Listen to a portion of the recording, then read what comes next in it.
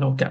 Um, all right. So the first thing I want you to consider now, when we want to import materials or import files into MAXQDA, we have talked about this before. You can import anything you want. Now, I'm going to talk about the quantitative part of data that you can import into MAXQDA. And myself, I'm not a quant researcher at all, but mixed methods is very important nowadays, and I think there's more encouragement among researchers to, use this sort of analysis in research. So uh, we'll be talking about that briefly, and it's part of today's session, so I'll be addressing that.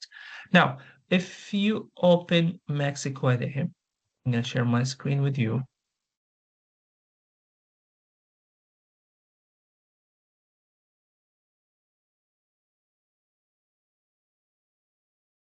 So if you open MaxiQuery, and now we are in the main page, you will see that, I'm gonna just close this one. Yeah. One thing before I start with data analysis and everything, MaxQDA supports your previous versions of the software, no matter how long it has been. For example, this write document right here, I used it in 2018, and I found it a couple of weeks ago, and I started working on it again. So it does not matter how long it has been, or like you have used like previous versions of the software. It does not really matter. You can use it again and again and again. So this project right here is part of my thesis project back in 2018. And it's really interesting to see how I have changed as a researcher since then. Uh, so yeah. So we're talking about now about mixed methods. Just gonna share with you what is today's main topics will be. So today we'll be talking about the data organization and management in MaxQDA. We'll be talking about data analysis, how you can analyze your data, and how you integrate them together, like the qualitative and quantitative data together. Then we'll be talking about visualization and reporting. And they are like there's a sort of a distinction or like a minor difference. For some people, it's a major difference between reporting and visualization. Visualization comes before reporting. Reporting, I think, is the last stage in data in your research in your project. So, what is mixed methods? I think we have more people among us now who are researchers, and like they are more expert in defining what is mixed methods more than I. But I want you to give you like an overview before we move on, so everyone understands the topic. Uh, so as simple as it is, mixed methods is when you combine qualitative and quantitative data together. So the key activities here in MaxQDA and also in mixed methods is that you gather both your qualitative, and when qualitative we mean interviews, observations, um, pictures, anything that you can use as you think of as qualitative data, and you move and also you import or you gather quantitative data like surveys, experiments, questionnaires, uh, any data that are numerical that you can include. These are called quantitative data. Then you use this data using a method, methodology to, that suits your project or your framework or your study to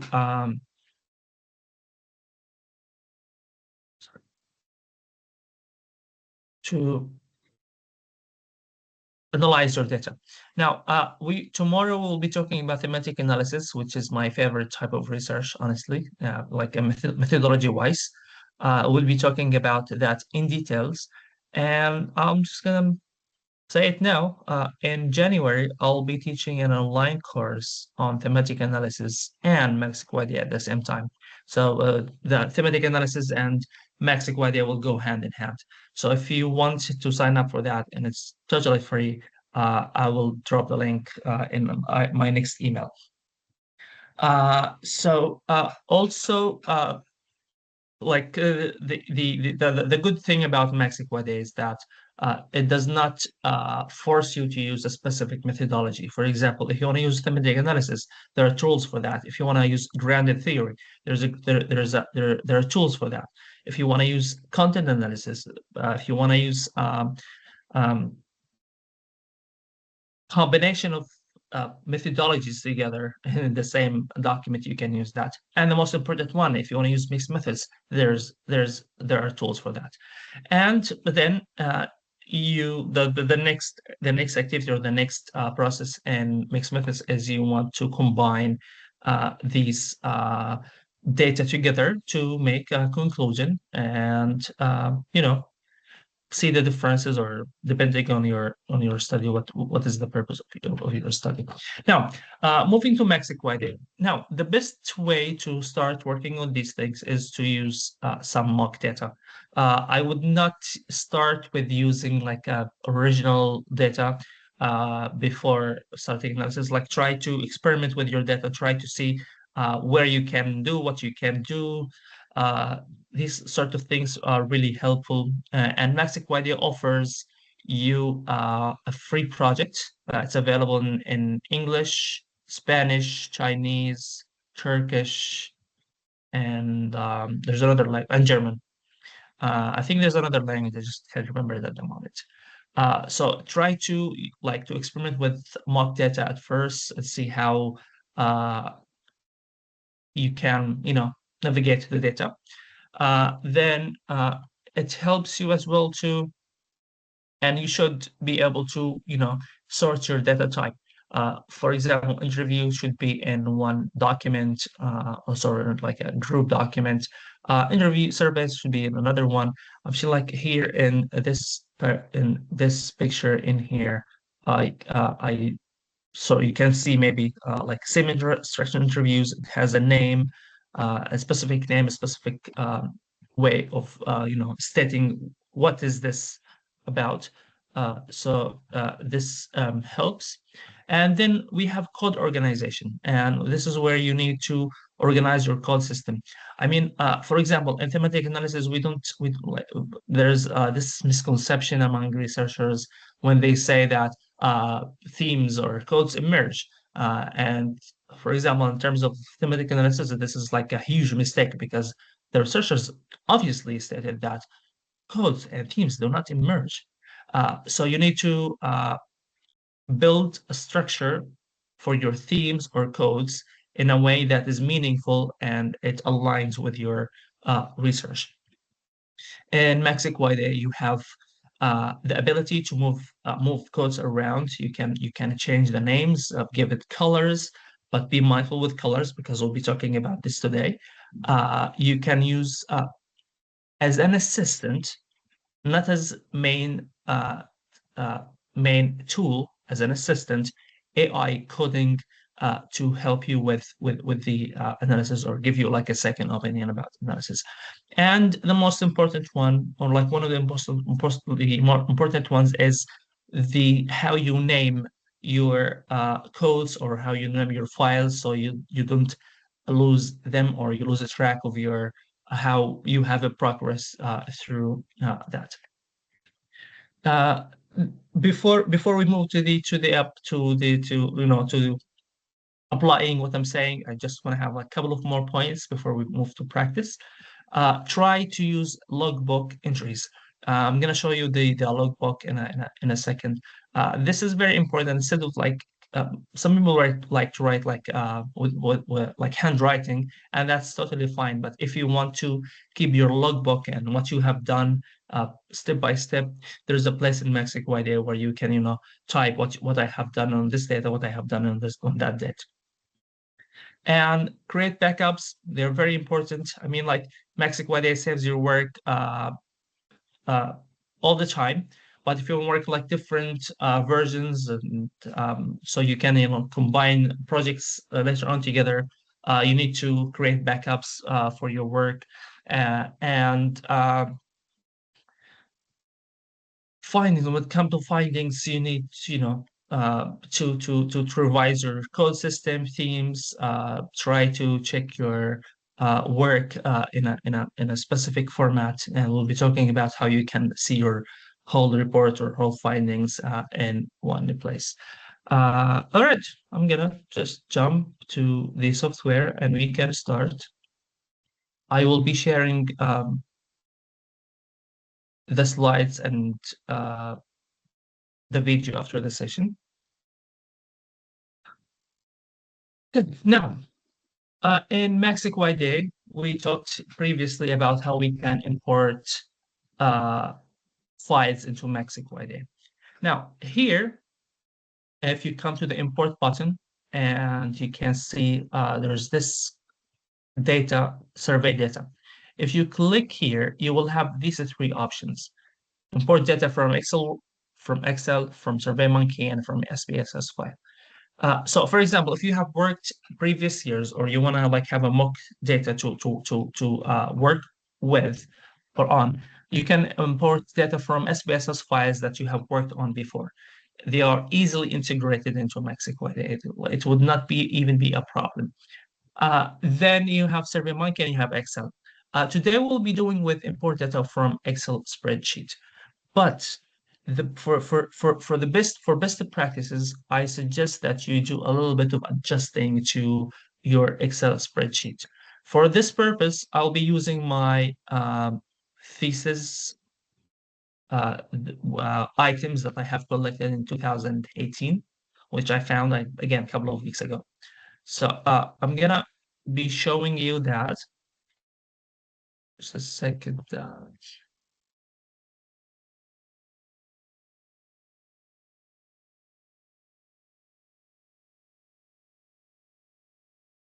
Yeah.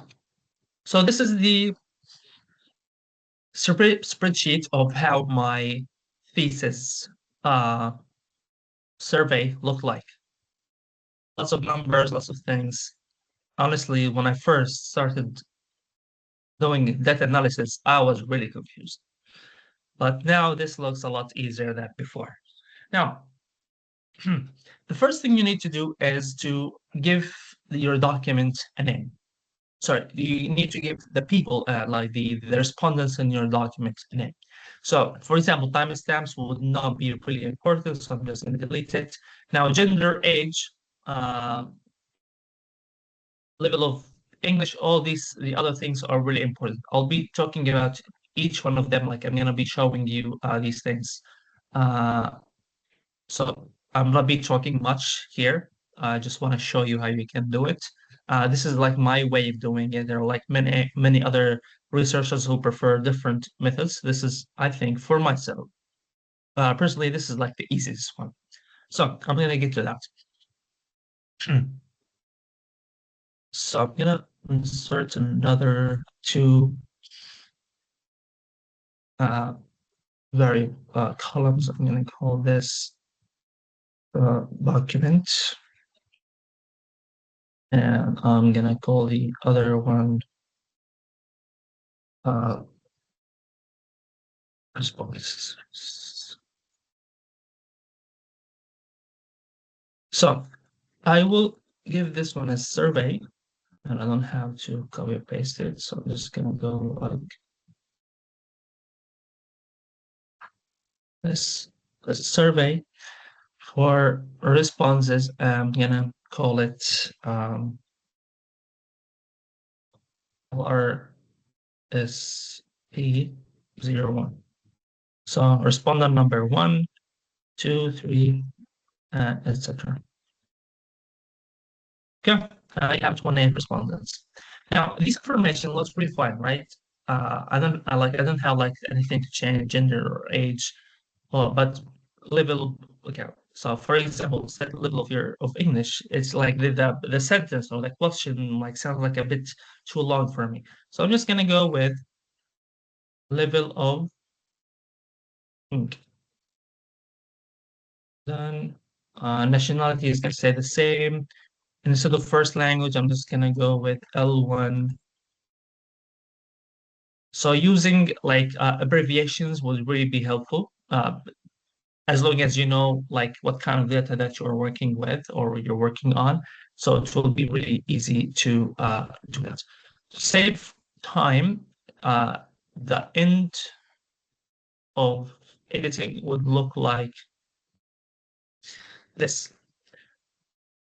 So we have writing for pleasure, assignment requirements, asking for feedback from professors or teachers, discuss it with peers feedback, brainstorming, all the questions that any graduate student face and grapple with when it comes to academic writing.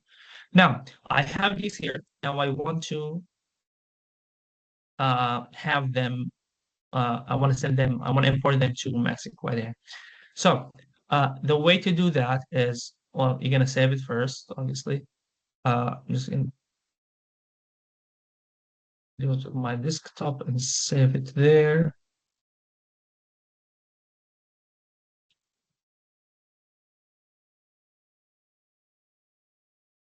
When you go back to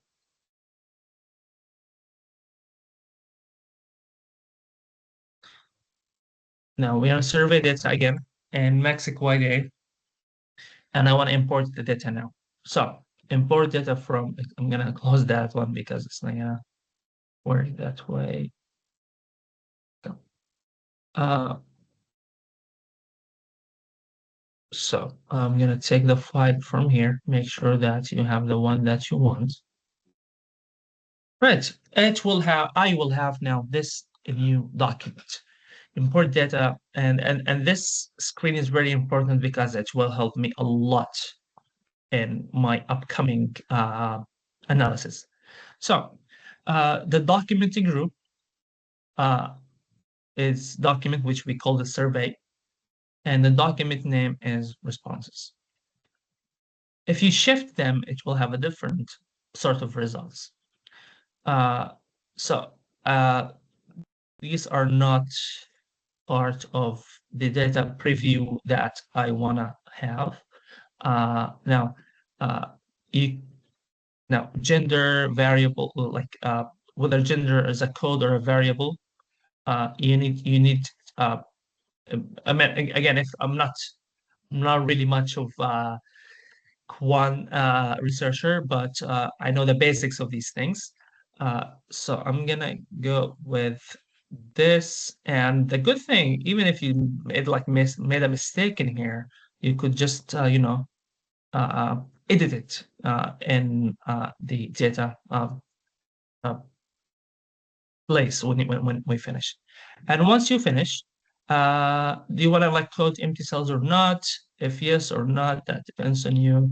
And then you just click OK. And when you go to stats, so here in the same menu, you will jump to stats. And in stats here, you will have these four options.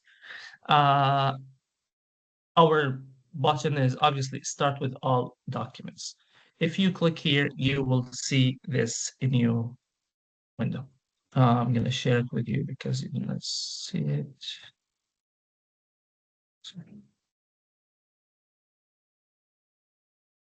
You will have this new window.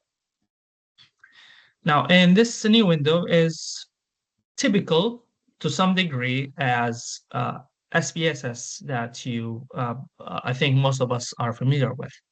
So here you have all your data that you have, oh, sorry, you had in Excel, and now you can work on them here.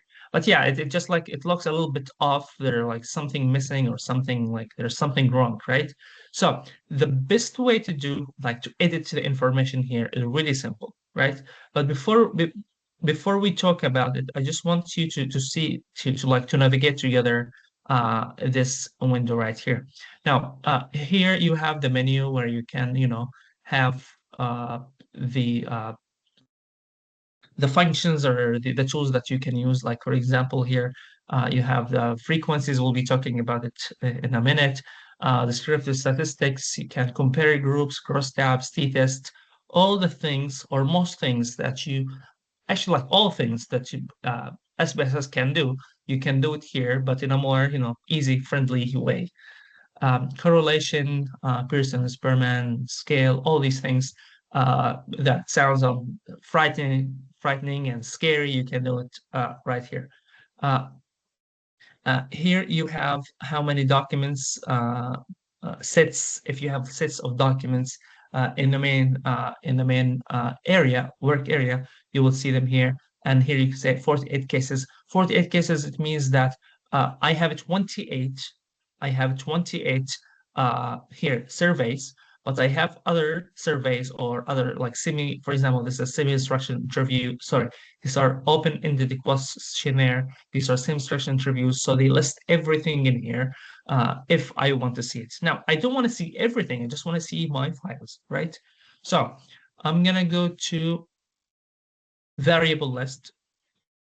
Variable list is where you can see what you want to see, what you don't want to see, right? You can include or exclude anything that you want in here. Now, you will see three different colors with variables.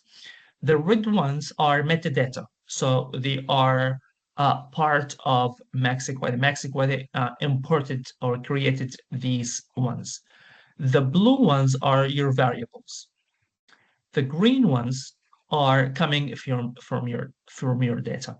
But usually you will see only the red ones and the blue ones, metadata and your variables or the work that you're trying to analyze.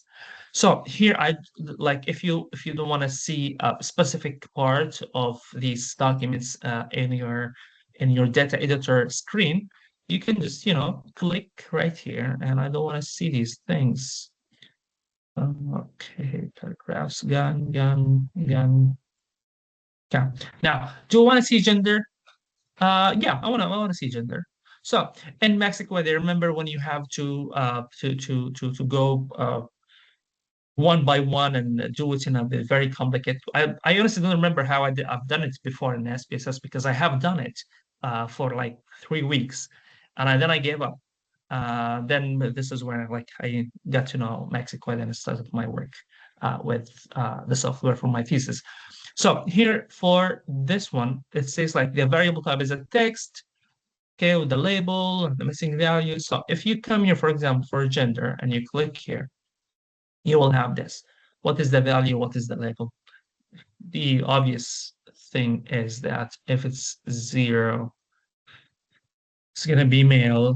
If it's 1, it's going to be female. I'm going to click OK, and that's that. With age, I don't want the age anyway. Years of teaching, not very important. First language, it's not important. And you do the other ones here. Now, these ones are not really important because they are not the data that I have imported. These things exist before I brought my Excel sheet. These are from open-ended questionnaires, previous projects that I have worked on, but they are integrated into the project. And they are part of semi-instruction interviews that I have had. So these things are not part of what I want. The ones I have are in blue color here. These are the ones that I want, and you can actually remember them because in our Excel sheet I changed the wording of these components or these variables, so now they look like this. So for the other ones in the green, I don't want to display them, so I'm just gonna click there and not have them with me. And this is very important because when we want to visualize our data or when we want to do the descriptive statistics, these things are very important. If this is about, if you want to learn more about quantitative data analysis, or you need like one session just for that, please let me know in the comments and I will do it. Honestly, it's not my favorite topic, but I'm happy to talk about it any time you want. So now I have these things that I want, right? I have it right here. If you could check the data from here, if there are like any missing values or any problems with your coding system or with the variables or with the codes, if there's nothing wrong, and you could see here, it's just like missing values, none, none, none. So we are all good. You come back to data editor, and now you can see your data in a more interesting and not very complicated way. Now, there is a problem here. Again, the problem is that I have gender and age empty here, and I did not want them here. I don't want to see them because they're not part of my problem now. They're not part of my research, right? For example, I don't want it here, so I'm just gonna right click on age and click hide column, and it's gone. I did not delete it. I'm not seeing it here. I hide it from this screen only. Gender, same thing, right click and hide column. Okay, now I have gender, nationality, and etc. of information that I really want in my data analysis. Now, the uh, the next step is really easy. I'll be talking about two main data analysis tools today. They're descriptive statistics and frequencies. Uh, so if you come here to descriptive statistics and you click here, you will have these two options. If you click on frequency, you will have, again, this in you. Okay, I'm not sure if you can see it now. Do you see a screen called frequencies?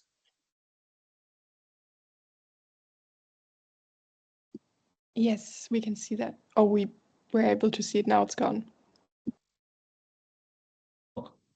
Is it? Yes, Can you see we it can now? see it. Well, now you have to open It's it called. again. But yeah, yes, we can see Okay. it. Yeah, I can see it now too. All right, great. So in frequency here, again, you will have the red and the blue one. It's like in the macro map in here, red and blue. So the red one, as we said, is the metadata that MAXQDA import when you import your projects. The other one, the blue one, is where you want the variables that you have imported in your data. So this is where you want to focus. The red ones are not really important. They're not even related to your project at the moment. They are part of the project, but they are not important. So you need now to think about which ones you really want to, uh, have a frequencies about. And this is, of course, depending on what are you trying to, study or analyze. So I'm going to go with nationality, for example, and first language. And if you click OK, you will have this in your screen again. Now, this screen is really interesting because now you have a table of everyone's nationality, like how many students and frequency of their uh, remember, you have now here two different buttons. You have for nationality alone, and you have for first language alone. So with nationality, you can see the frequency, the percentage of each uh, participant, and then you have if there are like any missing values, so you have the total. Now, this might look interesting for some people, especially if you're like working with bigger data. Mine is pretty humble as it is. But if you're working with something bigger or with uh, more participants, it would look a lot different than this. So here you have absolute frequencies, you have relative frequency, and you have both of them together. So even if you click here, it's not going to change that much because the data I'm working with is like really simple data. Like there's, uh, I'm talking like about simple topic here, nationality and first language. I'm not talking about bigger data. Now, this is a table, and this is really good. It's really important. And you could copy paste it into your data, or you can send it to your outer viewer, output viewer, and we'll be talking about in a second. But before that, I want you to know that also you can have it visualized like this, instead of having it as, as a table. You could have it like this, or this way, or this way. And you can have here the a way to know what is it about. Here also you could change, the colors, how it would look like. You could do it like this button, like gives the percentage each one. Here, if you double click here on this one here, double click, you can edit. You can write, like after under each graph or uh, visualization. When we write in data analysis, we have to, sort of give it a title or a number, so we can remember what is it about. This is where you can, add it. You don't have to go to Microsoft Office and write it, etc. You know the drill now. Right. Now, here also you have another one, display dismissal. So it gives you like the exact percentage of the participants in that part. Also, you have, uh, sorry. So you could remove things as well. You don't want percentage, you just want like how many people. Uh, so for example, this one is like it's 10%, so there are five participants in that, and so on. Now, you can see like two like a document with two arrows or one arrow. If you hover over it, you can see what is it about. So the first one, it says insert chart into output viewer. This one says insert all charts into output viewer. The difference between them is that the first one will only send this chart into the output viewer, the only one that I'm seeing at the moment.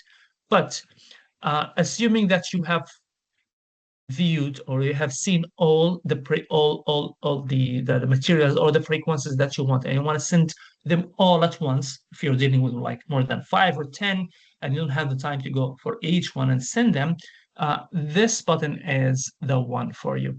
So before we move both of them to the viewer output, I just want you to see how the other one. Now, for first language,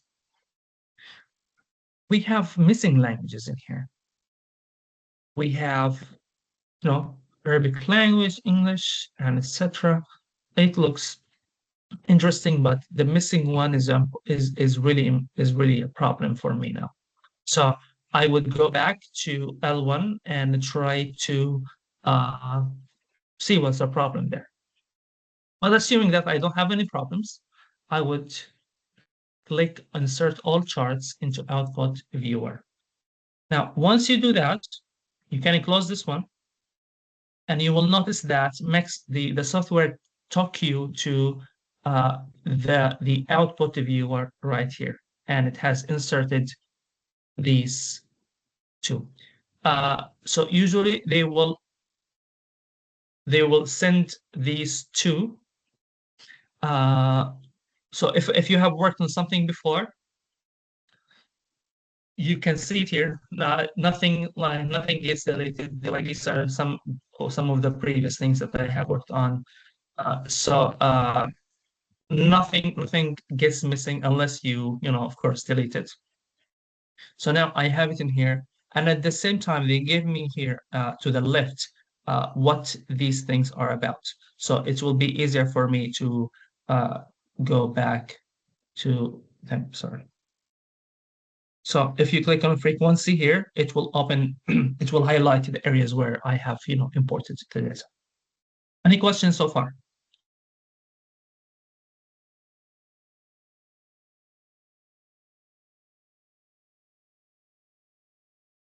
Any questions? This is like a good sign.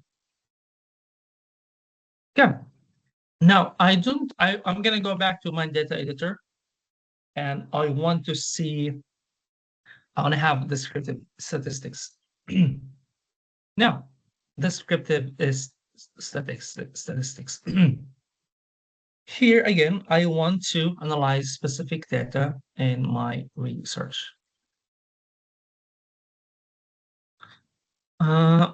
Here, for example, let's just, for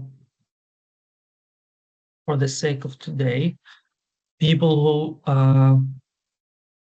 mm, ask for help.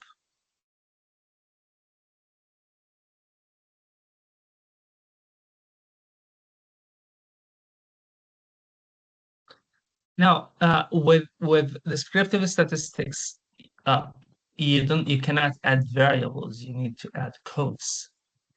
So these are previous codes, so I have to go to get back to that part at a different time. But let me just check something really quick. Yeah, it must be when it comes to descriptive statistics, it must be codes, not variables, which is really interesting. It never happened to me before. Right. I'll just give you an example with that. Um, so academic writing is a main obstacle in APA style, right? If you click OK here,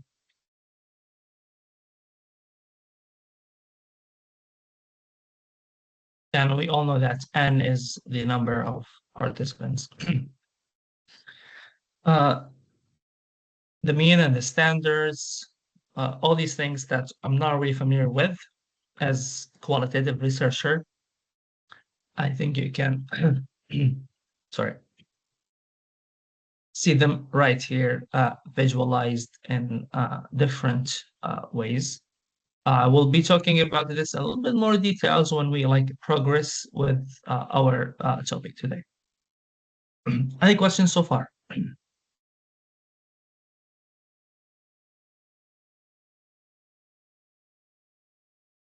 All right. Okay. There are lots of other tools for MAXQDA that you can use here for data analysis, but I'll just talk about like the main ones because today's session is about not the quantitative data analysis, but it's about integration. So I will move now to continue talking about. Um, I finished the quantitative part. Honestly, I'm so glad and relieved. We'll be talking about now about the qualitative part. Now, to do that, there are two key practices that you need, like some of the key practices that you need to attend to, is that to create memos and to use a smart coding tool. Now, in the previous sessions, we talked about smart coding tool, and we have seen like how we can, use it and how we can navigate our data there. But we were talking about it like a little bit more today. And also we talked about how you can create memos. Now, there are many ways that you can create memos and there are different types of memos and how you can use them. We'll be talking about that. Now, these memos that you can use them for lots of ways or lots of reasons, but it's important to be, again, to be mindful on how to create a system that would help you in integrating your data at a later point. So you can use it to reflect on your data, to note any important ideas that you see in your data as you progress through it. So I'm going to go back to that. Mm. So we finished with this one. So when you finish with statistics, it's just easy. Just, just click close and that's it. It is not a closed MAXQDA.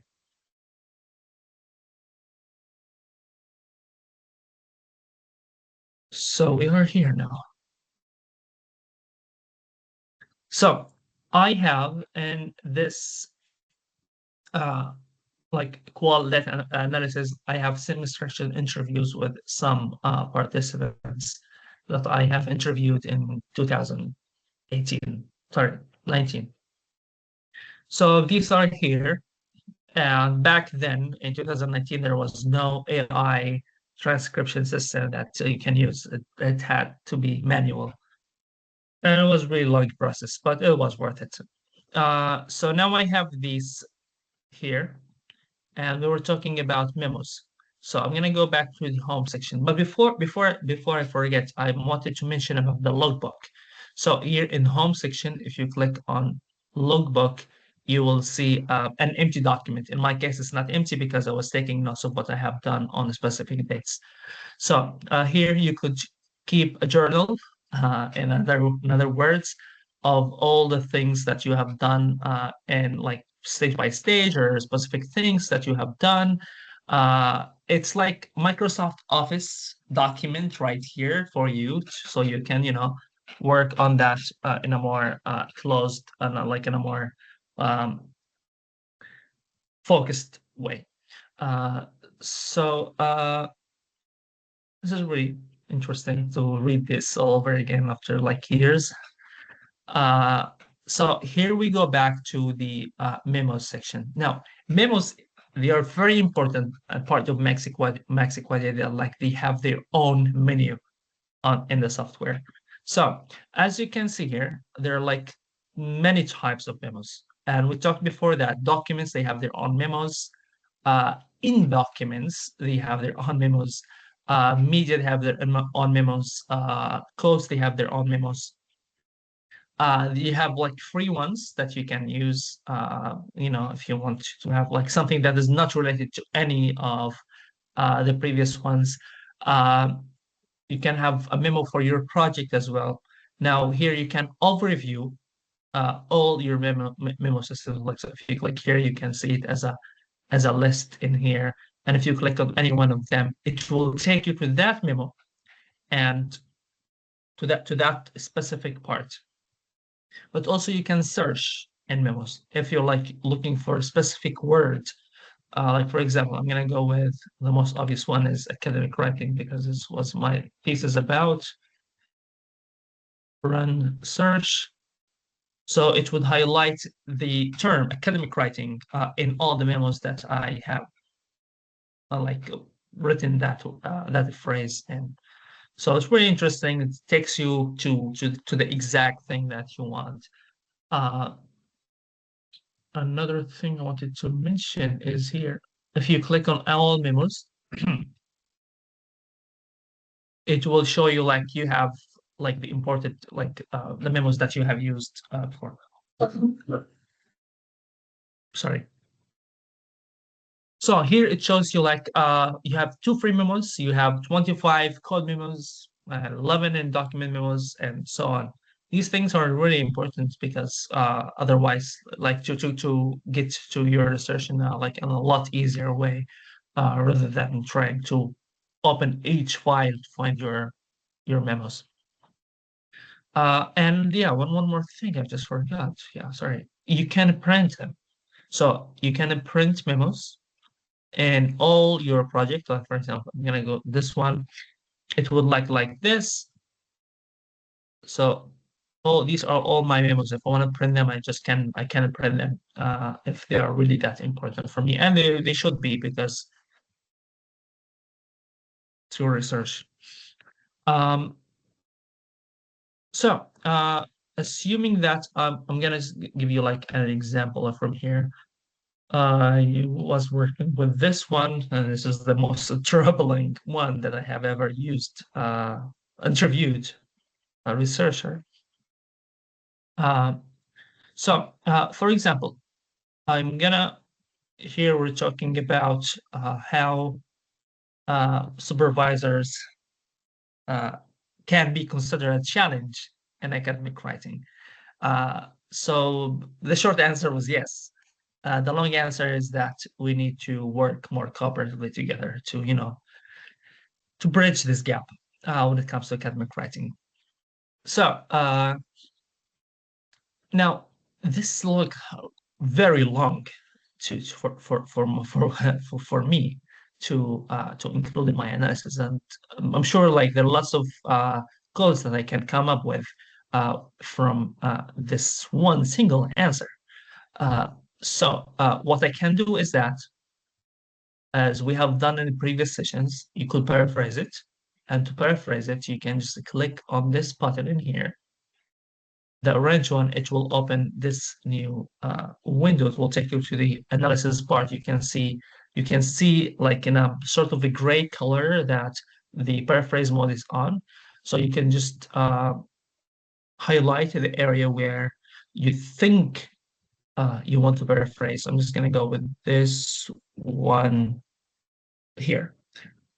And now it says like paraphrase, and now you can paraphrase it. And when you paraphrase it, it will appear in a memo, right?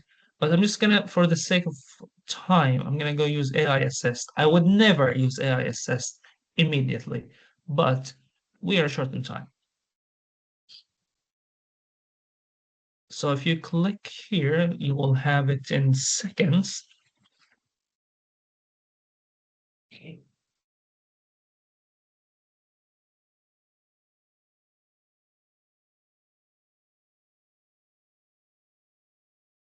Now we have this paraphrasing of what the student said, considering supervisors as a challenge. And if you click OK, you will have it like this. But this sounds like, looks like a comment to me, right? So I'm just gonna take it and I'm gonna like highlight this area again, for example, right? So I'm gonna go to memos and you could click new free memo and you will have it here. But also you could, highlight the area that you want. Right-click and insert memo for selection. So if you click for selection, this means that you have in-document memo, because you're giving the memo for a specific text or for a context in your browsing system. So this means that it's in document memo. Here, this one's on the left in the document menu window. These are document memos and these are code memos. So I'm gonna click here, insert memo for documents, and you will see that right away that they have inserted a memo here in the system. And it says here, in document memo, same structure, interview one. So it gives you the whole name of the memo. Now, this is important for you when you go to, all memos, or you want to overview your memos. But here you need to give a memo for like a name for your memo. For example, I'm going to go with supervisors challenge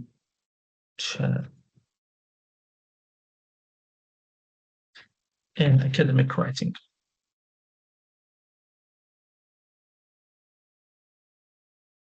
And I have this, the student believes, for example, that supervisors often provides this. So I will have my comment in here. I could write my own observation as well if I have like if I have specific ideas that I want to talk about, specific points that I want to mention in here, I could mention them in here. Now, here you have different ways of how you want the memo to appear. Is it a question mark? Is it a question? Is it depends what do you want to use with that, right? Different colors, you could change things, you could label them beforehand. So in this case, it would be easier for you to remember why I'm using this one or why I'm using that one. So these are things to take into account as a researcher. And again, here you have, again, lots of other tools that you can change from font to colors to adding even a table if you want in here.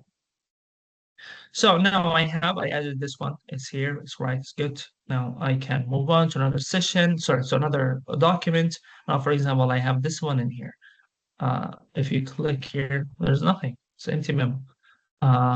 So if you don't have the time to go through each one, the best way to do is to go to overview of memos, and you will have this one, you can work here with your memos. You can see them in a more in a more comprehensive way. So for example, if I click here, it will say we have been English students at that time. This might be really interesting. Why he said that? Why she said that? So if you have comments or you have reflected on these ideas as you have done your analysis, uh, that will be really important and very good. So you can, uh, analyze it. Sorry. Uh, so now you can see the memos. We have all the memos that you want, and memos will be part of our analysis at a later stage. And the other one was the smart coding tool. We talked about it before. We're going to talk about it like in a couple of minutes, then we will have a break. So smart coding tool in here, when you open it, you will have all your coding system that you have done. Now, obviously, we talked about coding before and how you can code your data. I'm happy to talk about it more if you want. Uh, so, for example, I have my code system in here, and I have my themes as well. Wow, let me look at this again. So for example, if I come to this was one of the themes in my thesis is academic writing as the main obstacle, and these are the sub themes.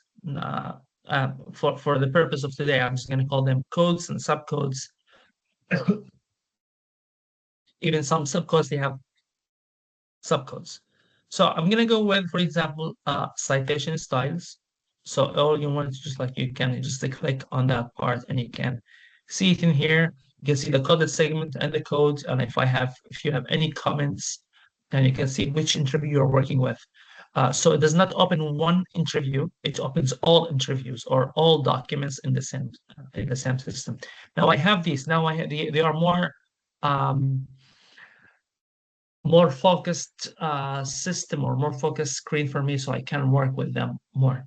Now here I could, read again and give new codes to the data. So for example, I'm going to select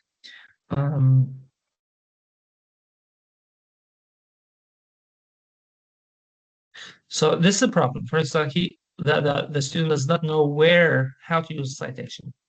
So no, so this belongs to citations, right? But it belongs to this one. But I think it's not enough.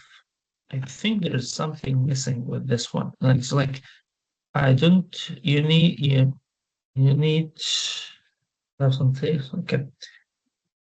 I don't know sometimes where to put the citation. Middle or the beginning or the end. All of them are valid, but different ways and different methodologies. So you could add a comment, sorry, you could add a code for a specific part in your data but again, that depends on your research questions, your framework, your literature review. All these variables are very important when you when you code your data. So if you are on a hurry and you need like another help from AI, this is where you could get some help. So you could suggest subcodes based on listed text segments. So if you click on this one here, but before you use AI, please make sure that you have read your data thoroughly. You know what you're talking about, what you're dealing with. You're not using any sensitive data, and you have logged into MAXQDA, so it will be easier for you, to follow up the process of using AI. Because if you have not logged into MAXQDA, you cannot use the AI tools provided. So now imagine that your text is in Turkish or in Russian or in Arabic or in any other language that MAXQDA supports, and MAXQDA supports all languages. Uh, I mean, like you can import any language, but the specific language that AI recognizes at the moment. These are some of them. So if the main text is in a language A, but I want the language to be coded into B, that's totally fine. It's not a problem. The tool would help you do that. So I'm gonna go with English, obviously. You can here add some instructions, like notes or anything you might think is very important for analyzing the code. If not, just go with OK. And now it will suggest subcodes based on what you have.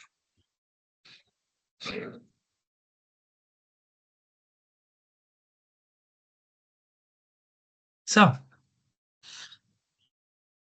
so these these subcodes are only about the area that I have highlighted, about the citation part, that specific paragraph that I have done. So these are some subcodes, ideas, recommendations. So, and it gives you why it has, stated this as a subcode. Placement, dilemma, we talked about beginning, middle, the end, the format, the resources that you can use.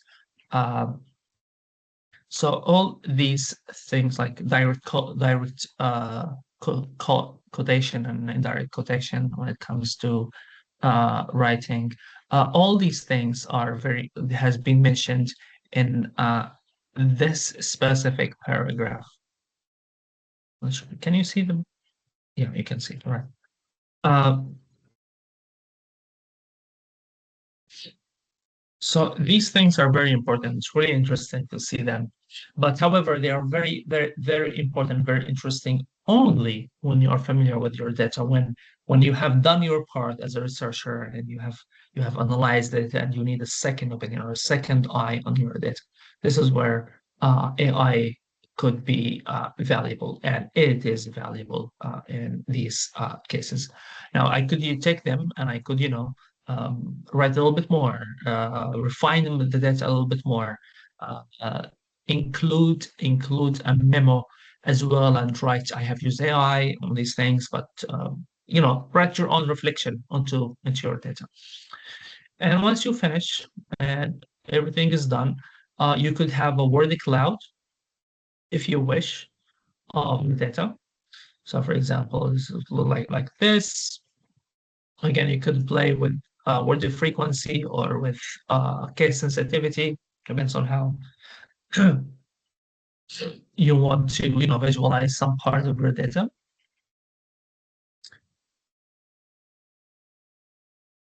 Okay, and then this takes us to integration. But before we continue with integration, let's have 5 minutes break. Like, yeah, 5 minutes break, then we will continue with our session for today. 5 minutes break.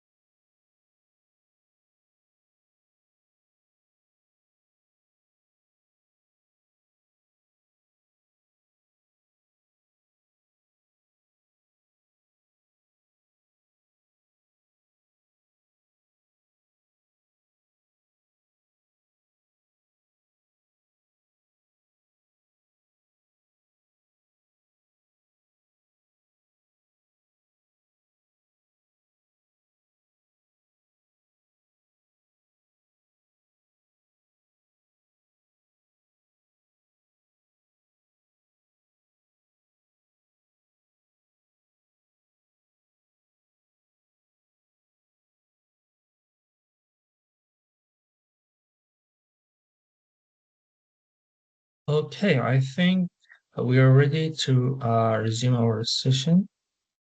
I hope everything is clear so far. I know it might sound a little bit too much and complicated at some point, but my best advice is to practice more on how you can do this. And if you have any questions during the session, after the session, when you're analyzing your own data, when you are working on any future sessions and you want uh, a hand, I'm happy to help, happy to join any research ideas. Uh, so when it comes to integration now, is that there are many ways, and these four are just some of them that you can integrate your own data together, qualitative and quantitative data together. Today, I'll be talking about side-by-side display of results. And I think this one is probably like the simplest of all of them. Not that the others are complicated, just side-by-side display gives you the opportunity to see both of your data that you have analyzed and or you have important to MAXQDA, and that will give you an easier way to approach your data. So I'll be talking about side-by-side display. I'll not be talking about the other ones. However, I have included them in my handout. So when I send it to you today, you will have it there. Um, so I'm just going to close other tabs.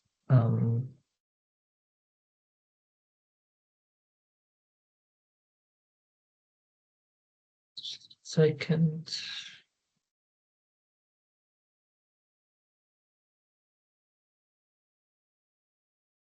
Okay, now if we go back to our max equalization,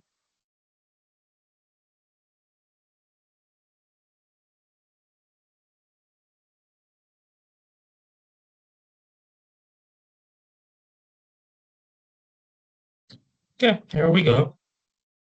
Now we are back, and now we need to, you know, analyze our data now. Sorry, we want to integrate our data now. So if you go to mixed methods in here, you will have the different ways you can, integrate your data in here. So the one I talked about is side-by-side display. And if you hover over it, you can see like uh, an overview of what is it about. So if you click in here, you have like a menu. You have like coded segments or summaries. Summaries is when you have summarized your own data. I'm not sure like we have talked about summaries before because there's like an entire like session we could talk about summaries, but I'll mention them today briefly. But we'll be talking about coded segments because this is where we want to focus our work. This is where we want to integrate our own uh, data. If you click in here, you will have this new window. Now, here it says quantitative study, as simple as this all sounds. Here is where you want to add your codes, not documents. You want to add your codes. The easiest way to do it is to, just grab and drop. Sorry, drag and drop. So I'm gonna, this is a citation. I'm gonna go take like maybe vocabulary. Um, I'm gonna take time consumption, like a little bit of everything. And I guess this is yeah. Now you need to here you need to add your documents in here now. So I'm gonna go to my document system and I'm gonna take the interviews that I want. Uh, Now the thing is, you could only add one document. You can only add one document per study. Now here it says qualitative. So for a quantitative, I have to add a document that is quantitative, so like a survey, right? So if you try to add, for example, the whole document, it will not accept it. So it has to be only one. So for example, um, now the more you add themes here, the more you could add the more you can add, uh, documents, and the more you can add documents. So for example, if I click OK here, now I would have this new screen. And qualitative I have, and quantitative I have nothing. It says like you have one document, but there is no code segments in there because in my research I did not analyze, I did not code any data there. I'll be talking about this. I'll get back to this like in really quick in a second. Now, if you click like vocabulary, you can see it here. You can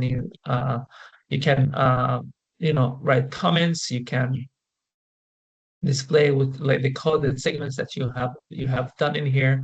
The best part about this one is that you can uh, download it as Word document, or you can add it as an Excel document.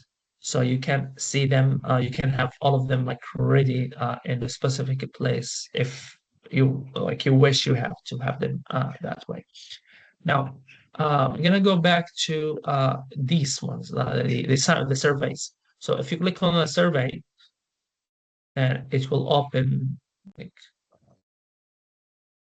so these surveys, they did not have any open-ended questions to be analyzed. So there was no major integration part in this section, because the surveys, as you have seen, there was no like open-ended questions, just like there was no writing there. It's just they have like choose specific things from there. So for the sake of this, I have to use a project that we have used before. Um,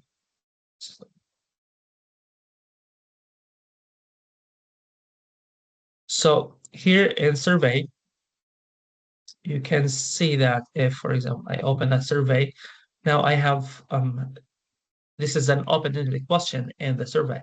So I have given it you know a code.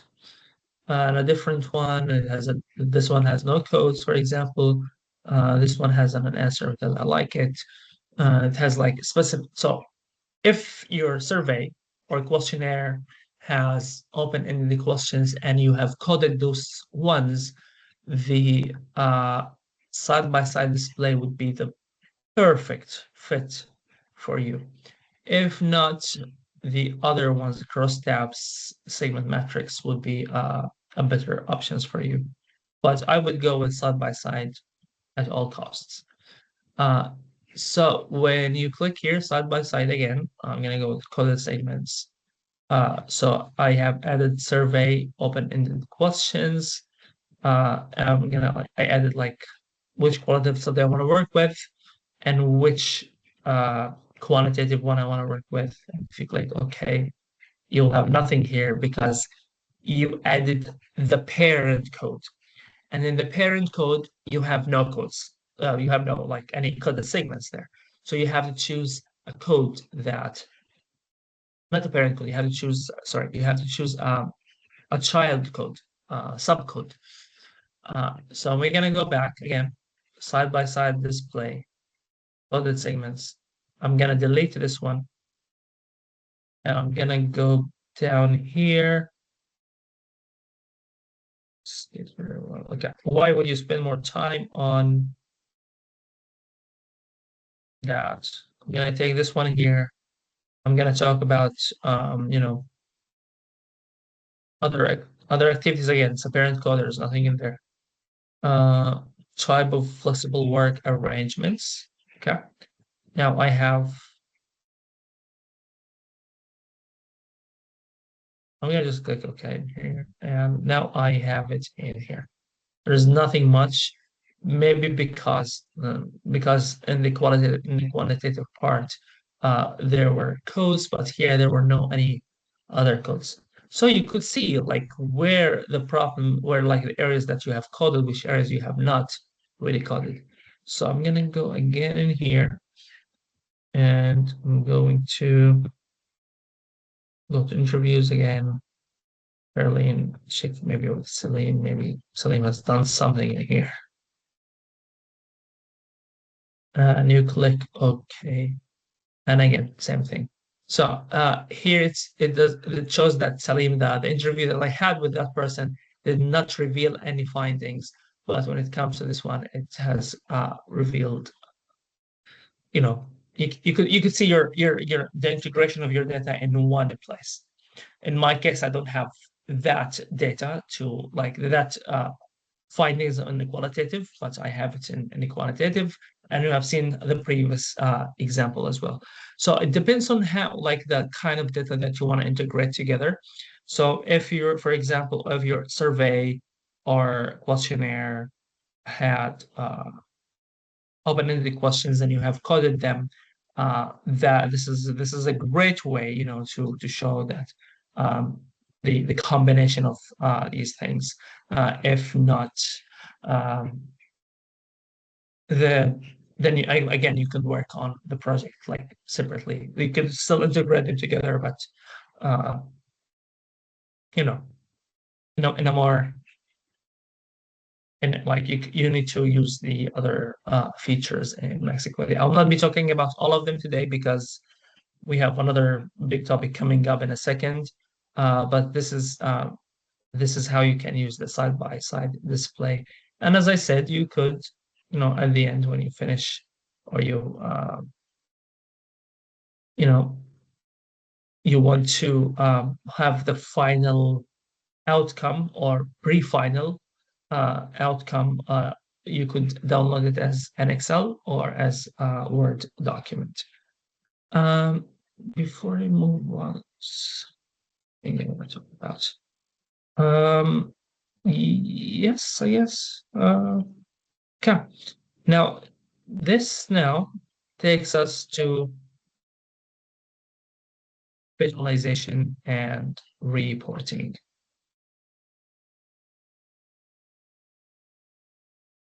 So we have people coming in. So in visualization and reporting, there are many ways that you can visualize and report. Sorry, what? Do we have a question?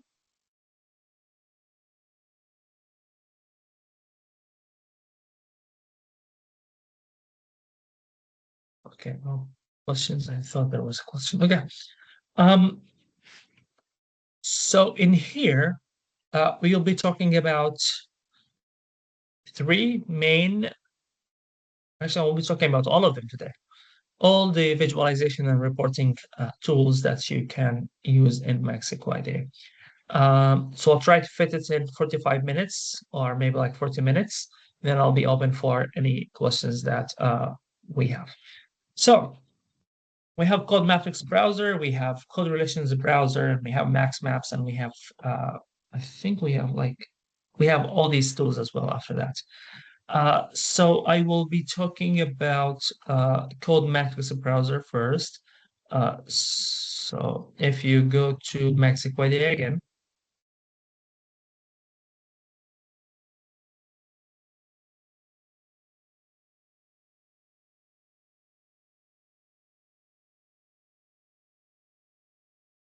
and if you go to Visual Tools, it will have Code Matrix browser. Right. Code Matrix browser. What does it for us? It's based on documents. So I'm gonna go with documents, and you can change things in here. If you're working with focus groups, you can do that as well. We have an example for the focus group. We'll do it just in a second. So if you click OK in here, you will see this new window. I'm gonna just make it shorter. Okay. So this is Code Matrix browser for your documents. This shows the percentages of or the frequency that you have analyzed your data and like how many times you like the percentages of coding or codes that you have done in that specific document.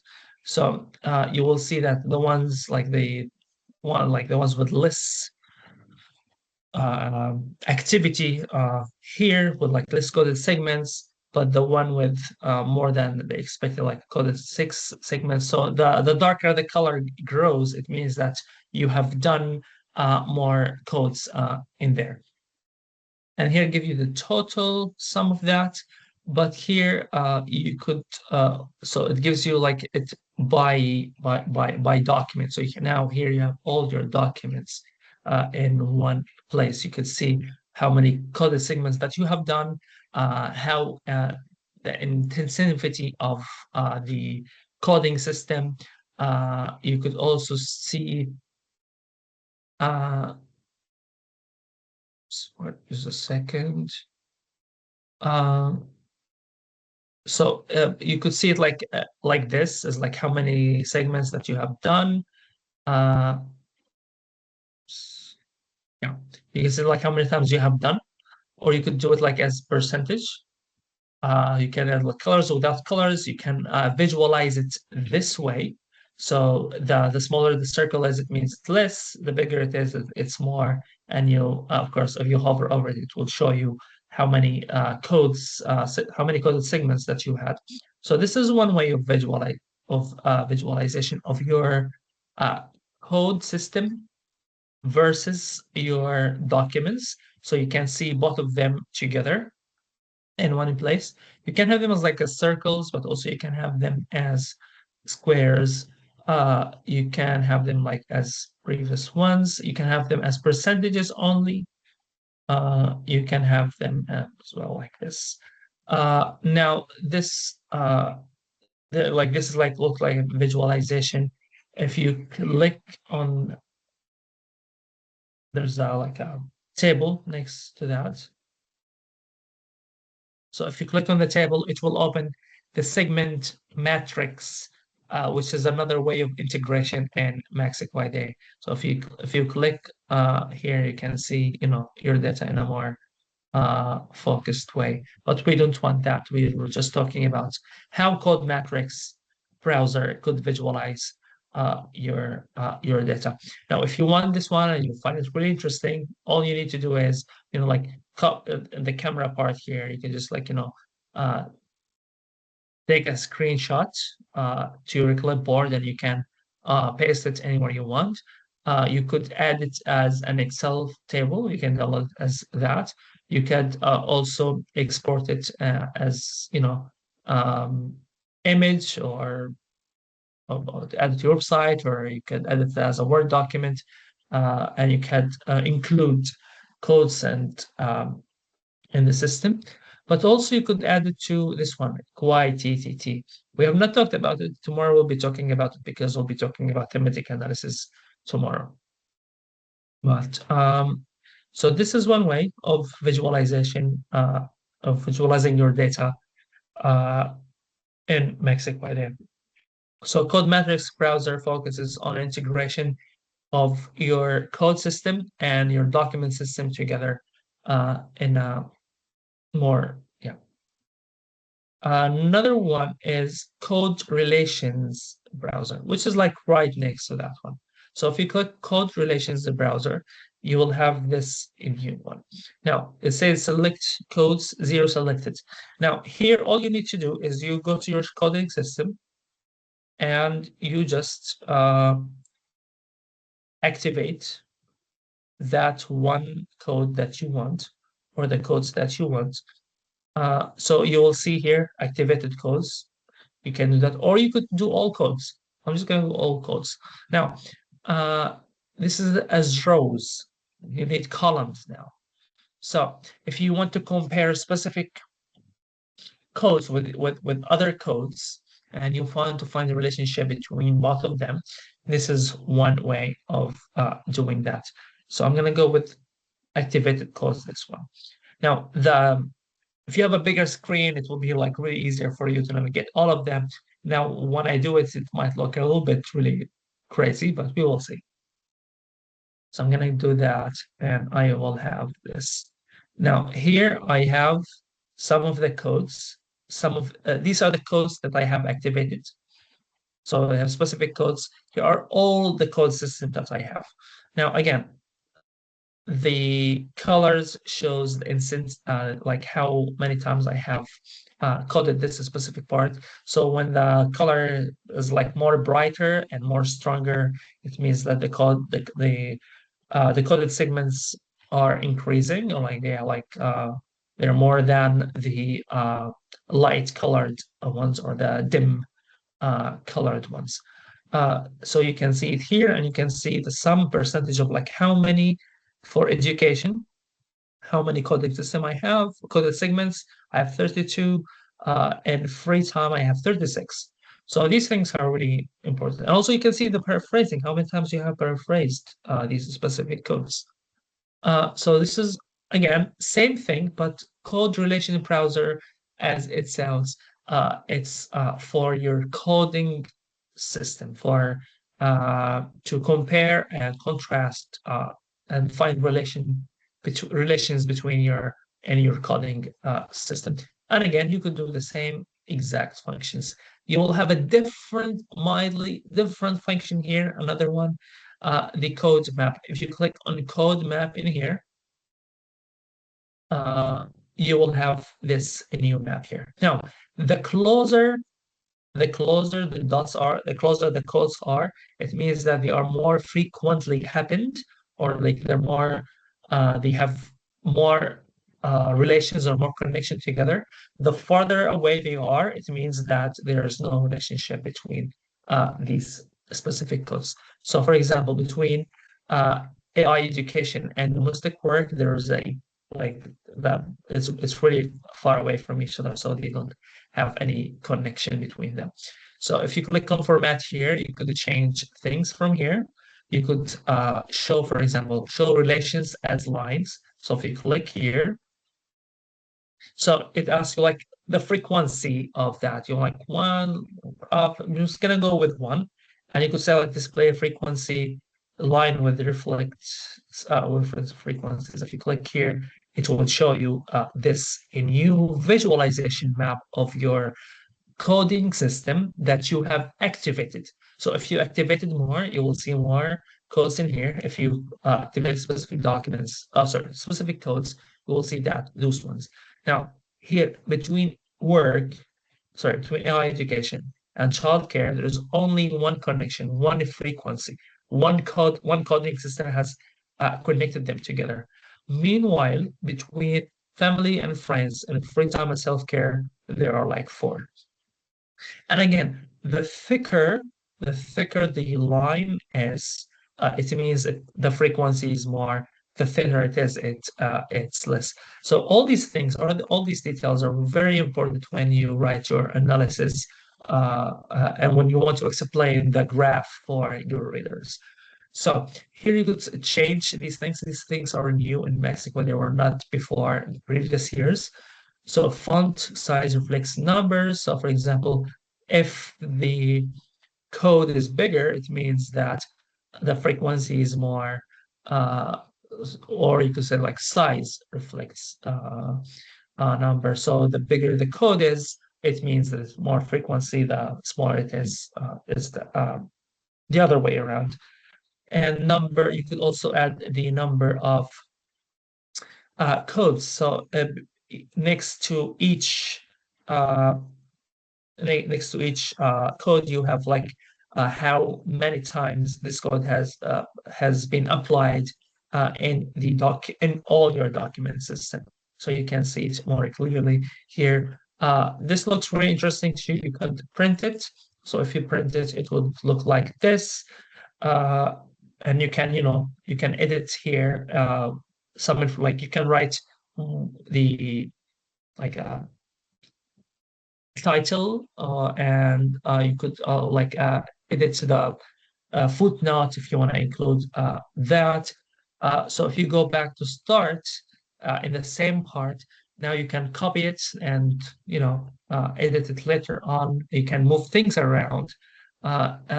To move things around, you need to save it as a map in Maps, which is like our next stop to talk about. So I'm just gonna send it there just in case, and you'll have it right here in Maps, which is our topic for now, Maps. Now, Max Maps is the hub for all MAXQDA maps. Anything that considered a map in MAXQDA, you can have it here.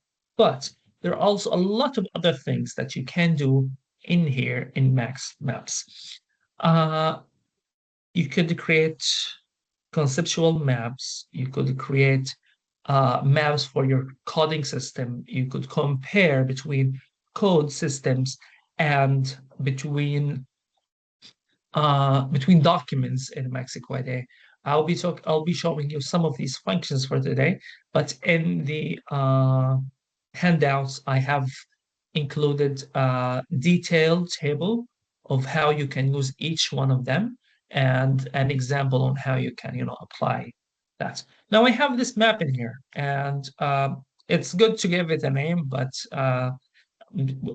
I don't have a specific name in my mind at the moment, but so I'll just show you how we can what we can do here now, right? So we have this max map in here, and I want to to move things around. So I want to change how it looks like. It looks interesting to me, but it's not really enough. I want to make it make more sense. Okay. So the easiest way to do is just, select the part that you want and move it as you want. You can move it as wherever you can take it wherever you want. So I'm just gonna go like this to make it.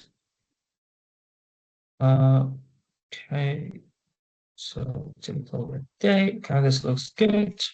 Like you can do it. So for example, this one work-life separation is not connected to any others. So this is really interesting. So I'm just gonna maybe like put it here. Okay, so I have it here. Yeah, it looks okay. It's not like the perfect map, but it's not the only thing that you can do at the moment. Now you can add new things. You could add images, you can add memos, you could add comments, you could add other different shapes. So, for example, for AI education, so if you right-click on that specific part, you can have other things in here. So you could say, for example, you can use AI here to summarize the coded segments and add a summary there.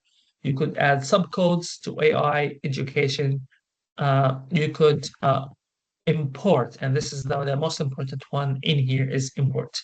So if you come to import, you could code memo, you could add coded segments, you could add co-occurring codes. So codes that have happened like different documents or in the same coding system but with different documents. So if you click on coded segments in here, it will say like how many coded segments you want to import. And in this one, it's just only one because there's only one. So for the sake of having more than one, I will just go to education and I'm just import. And now you'll see like you have different options. You have summaries in here because you have used summaries in education, for example. Or you have subcodes. So I'm gonna go with coded segments again. So the maximum number is 20 because this is the number of codes that you have in Mac for this specific code. So I'm gonna go only with 2. And you can play with these things here as much as you want. So if you click OK, you will have these 2 new coded segments. Now, this looks pretty good. All you need to do is right click, and you can change their location, can make them bigger or smaller as a way to show your data. You can, change the font if you want. So to change that, you just click twice on that part, and it will look like this.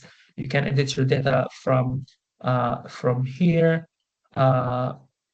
but also here you can see at the end it shows that the imported coded segment comes from Matthew 27. 27 is the line number. 27 or any number that comes after the name. The name is the name of the document that they imported the segment from, and the number is the line number. So if you go to Max Maps, the document browser, it's easier for you to find this specific code. Now I could do lots of other things here, right? So I could, um, add samples or change the background or add shadows or lots of things you can do in here in the format section. Also, you could do this for other parts. For example, for free time and self-care, I want to import summaries, for example. I'm going to like all summaries. So I have 3 summaries uh for this one. So I'm just gonna go here and put them in this way. Can make them bigger or smaller. So I think we could do this like for all parts, and I'll have like this giant map of code system, and with examples from coded segments or coded parts or summaries or AI examples or memos that I have included. So this all looks interesting, and so it's a great way to visualize your data. But that's not everything. So for example, I'm done with this map, and I want to, I want to have it. Uh, so you could come to code display again, or you can send to QuadTTT. This is our topic for tomorrow. Or you could export the map as an image, GPG, PNG, it's up to you. Or you could add this max maps file. So for example, if imagine that you're working with a researcher from a different country and you want them to work on the same map, you could use it as max map files. You can send it that way. Uh, Obviously, if you're working in if you both of you like have MAXQDA, you can both of you use the same software at the same time. But that's a topic for another day. So you can use the background as transparent. So if you want to include it on a software, or you want to include it in your thesis or in Microsoft Office or any other place, the background will be transparent. You don't have to use any other software or tools, to remove the background, or you could add a color. And when you click OK, it's won't import it, or you could just print it. If you print it, it would look like this. So this is one of the ways you can use Max Maps. I'm gonna talk about the other functions of Max Maps now. Just check something. Yeah. Since we're talking about Max Maps, I'm just gonna continue with that, and I'll move to other tools in a bit. So now I need to start a new map. I have it now. It's empty. Now, there code you can visualize your code system, or you could visualize your document system, or you could visualize both of them together. Now, with the new document model, if you click here, you will have all these options. So two cases model is just one of the interesting ways. The code hierarchy is another one. So I'm gonna go with this one first. So here it says, please drag and drop a document group, or a document set. So here you need only to do only one document. So I'm gonna go with our friend Celine. If you click here, you will have it. It would look like this. So this is the code system into this is how it looked like. But this is not the final result. This is just like the beginning result of that. Now, here you could add the memos if you want. Document memo. Yes or no? No. Okay. In document memos, you can add them if you want. Or code memos, you could add them if you want. Memos linked with codes, maybe. So you could add here, like here's a very important part, levels of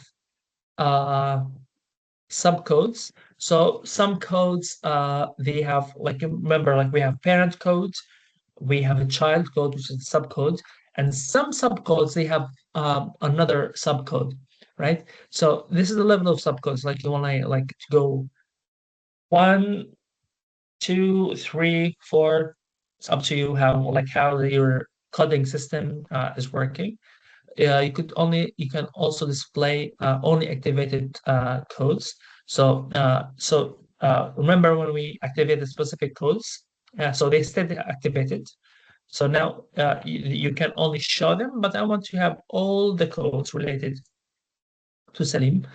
Most of the frequent codes, like how many times? I'm gonna go like 5 maybe, or yeah, it's 5 or 6, 7. It's just up to you how you want to work on your research. You could say code size reflects frequency. So if the we talked about this in previous one, if the bigger writing, it means that the frequency has happened more than before.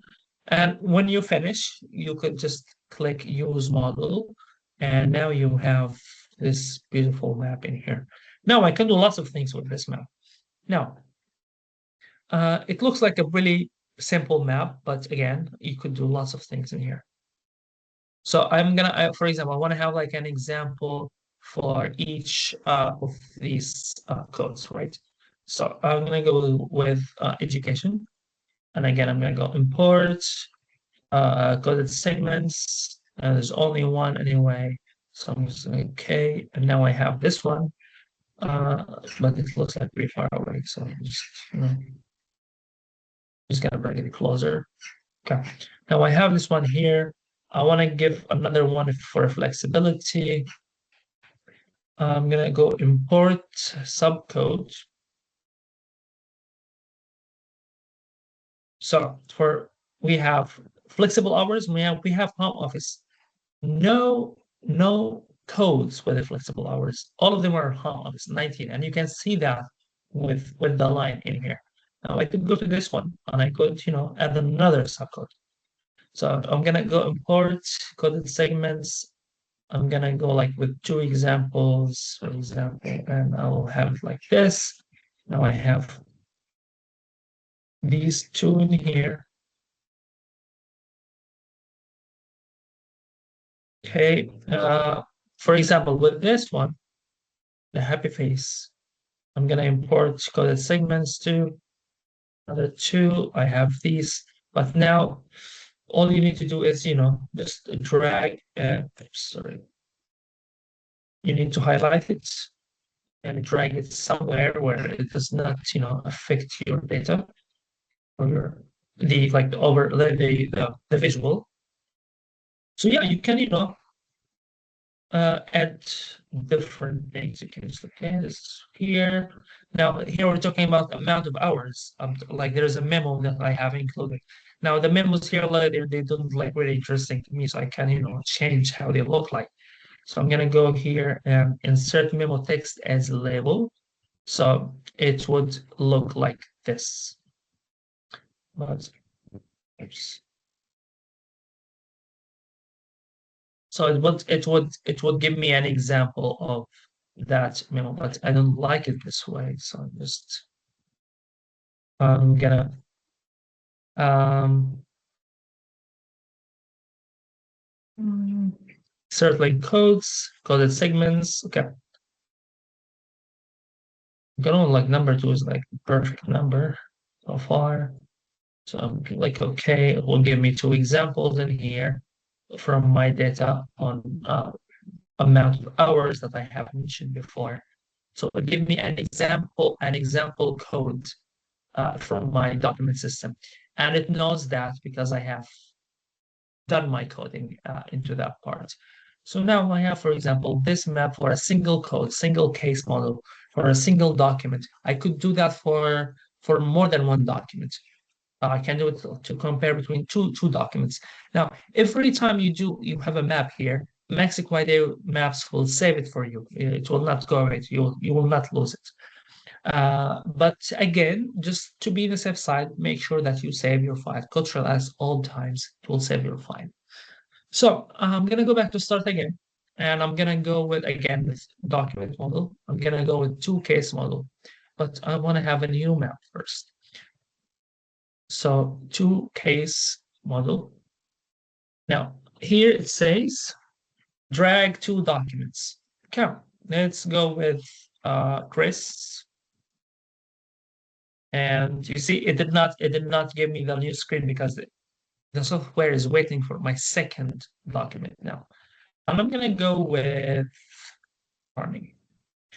So it would look like this, because here it says display only activated codes, but I don't want that. I want all my codes in the same place. So if you click here, you'll have all your coding system where there is connection, where there are codes between them there. Now, I'm going to go with this. I'm going to explain this in a second. So these codes in the middle are the ones that they have in common. These, on the other hand, on the other sides of each part, they have no connection between them. So, for example, between Arnie and Chris, the education has been mentioned 4 times with the Chris and 2 times by Arnie, but domestic work never been mentioned with the Chris. Same goes with flexibility of location. Same thing goes with more free time or work-life separation. It did not happen with Arnie. So it would separate the codes that they have in common and the codes they don't have in common.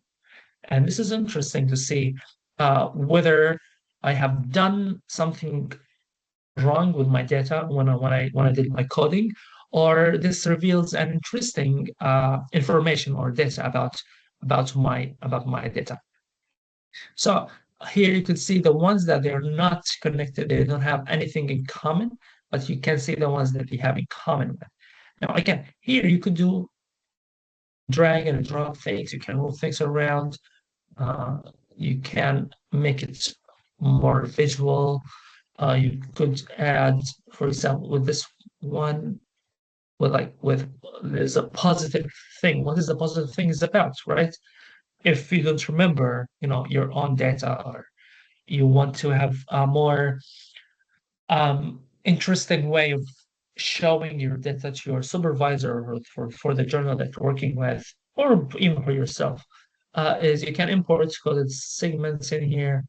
I'm gonna go with again number 2, and you would have these 2 examples, but now it'll look like, okay, just like, highlight it again, and you can drag it and drop it wherever you want. So it would look like this. And you could do this for other parts as well. Now with Arnie, if I come here and I want to import a summary, I want to import a summary, I don't want to import a code. So I'm going to import summaries of activated codes. And it should, okay, there's no, oh yeah, there is one. So it does not, the summary that the map would import is not linked to Arnie. It's linked to Arnie's code. So a typical workday, now we have this one. If we done the same thing for Chris, it would look like, but again, this belongs to this one, so let's not confuse them. Chris again import summaries of activated codes. So typical work day, you have, sorry. So here for Chris, the summary says for Chris. So you could showcase that as well here. This one says like Arnie has found. So the summary is really obvious to whom it belongs. So this is another way to showcase model where you want to compare 2 documents with the codes to each other. But also, I mean, like here you have other parts. You could see it between single codes, paraphrasing summaries of your data. You can have a map for your summaries or for your coded segments. But also now we want to talk about codes. Now, again, here you have like single code, and you can have like more than single code. So I'm gonna go with this one again. Here it says, please drag and drop a code from code system here. So one code only. So I'm gonna go with something that has okay, education sounds good. So it's just one, and like there's nothing there, and there's nothing much in there, right? Uh, so I'm gonna go use like okay, use model. And now with this one in here, I'm just gonna like, call it segments.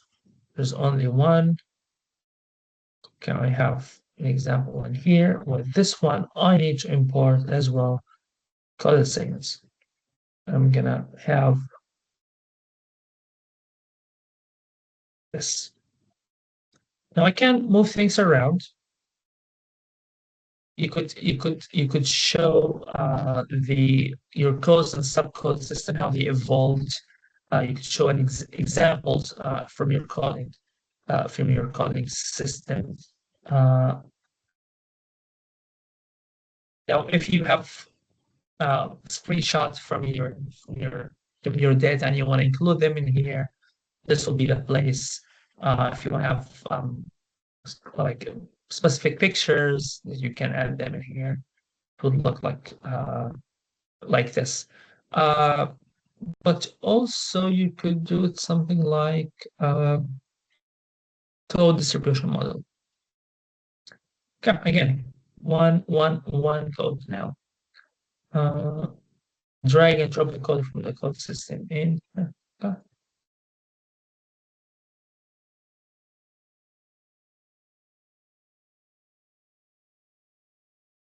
Sorry. New map code description model. Hmm.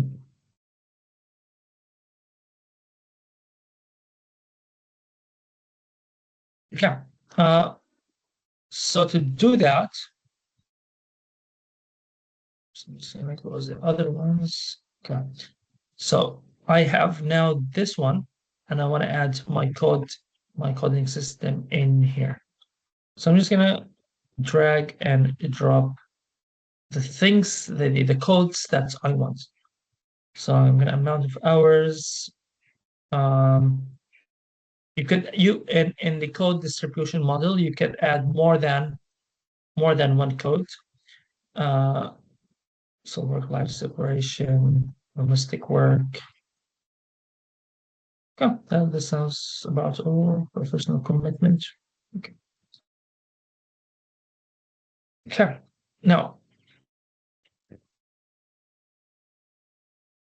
I have made a mistake. I'm sorry. Just max maps again.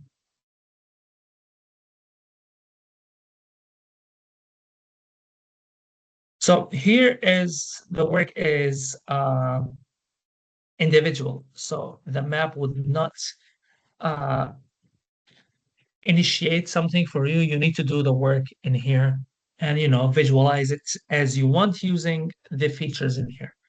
And this is for people who wants to experiment with their own data. They want to work on their data from scratch. But if you want more than working on scratch, or you want something um, like not ready, but something that you could work with, uh, then you need to use like other types of coding system in here.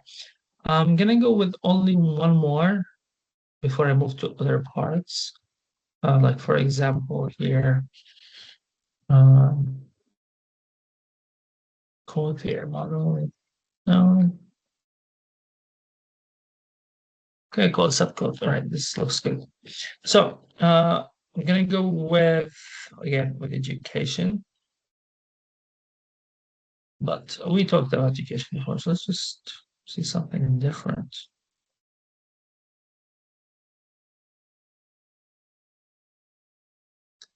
Um,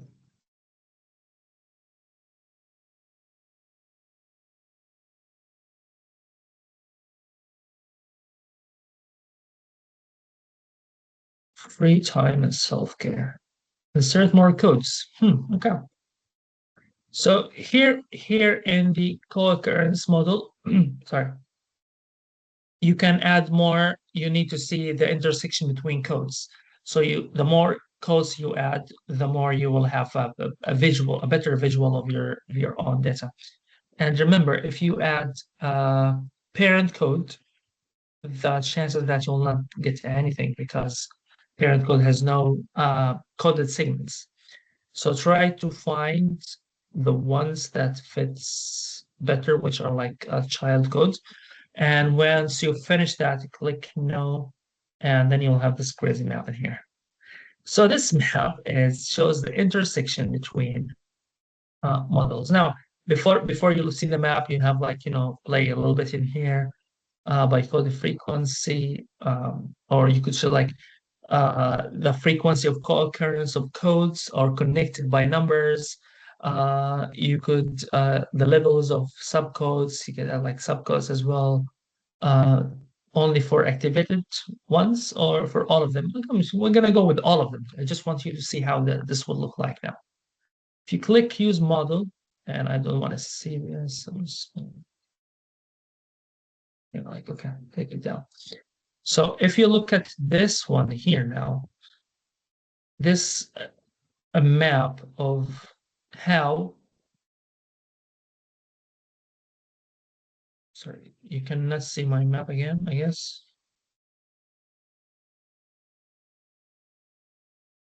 Can you see my map?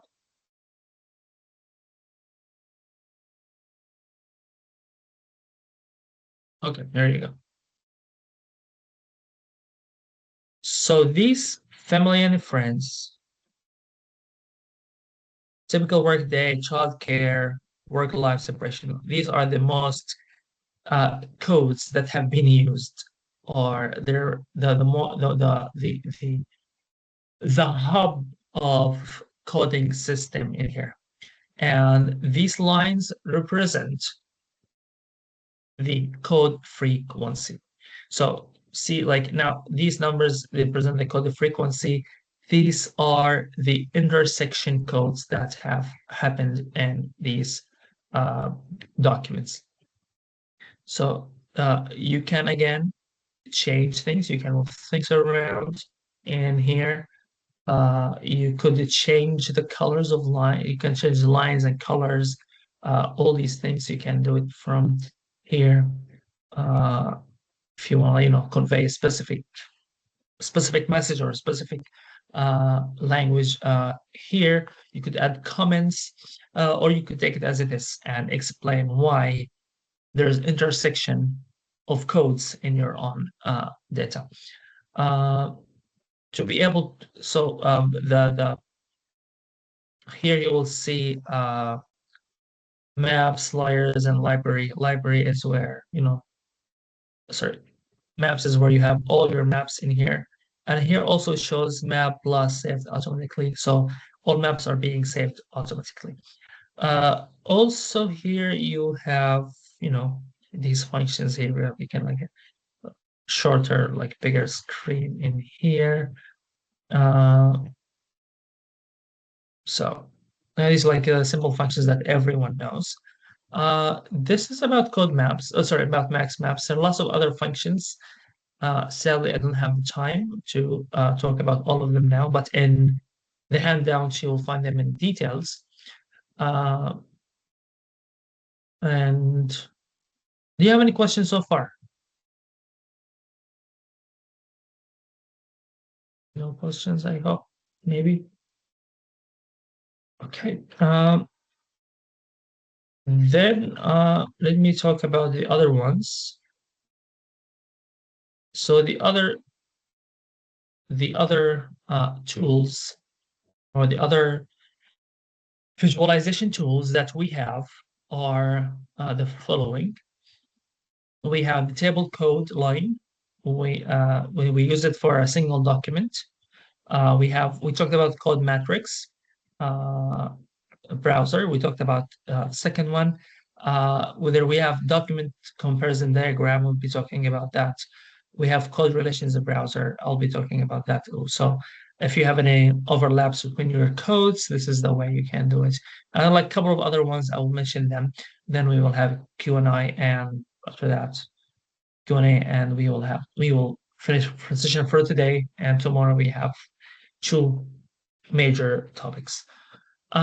So let me go back to the code line. So if you go to Visual Tools again, and in Visual Tools, you go to code line. If you click here, you will have this new window. In this window, you could see. Okay. In this window, you could see three options.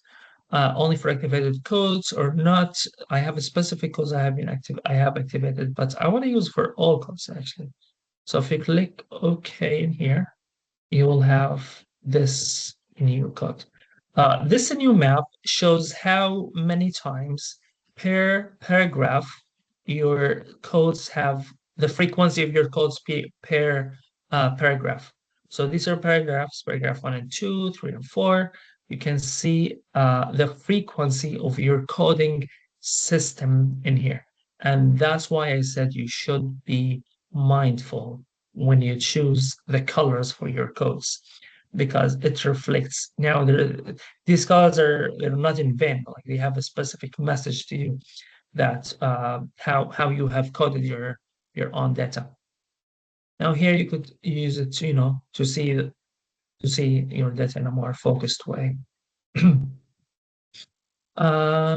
So for example, in here, if you click on anyone, it will take you to that part in your code system, not in your document system, in your code system. So here, for example, family and friends, if I click here, it will take me to family and friends in my code system. For example, with this one, satisfaction is negative. If you click here, it goes to the negative part, and you can see like more detailed. Here, you could break it down instead of having it like two paragraphs. You could see it per paragraph. So that like give like in more manner of details. So this is shows you the frequency of your coding system per paragraph, and it's a great reflection to see whether you have done your coding thoroughly or not.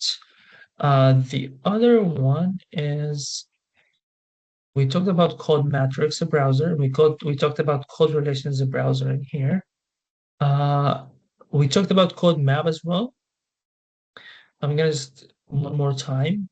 If you can like add code, you can whole all code system in here.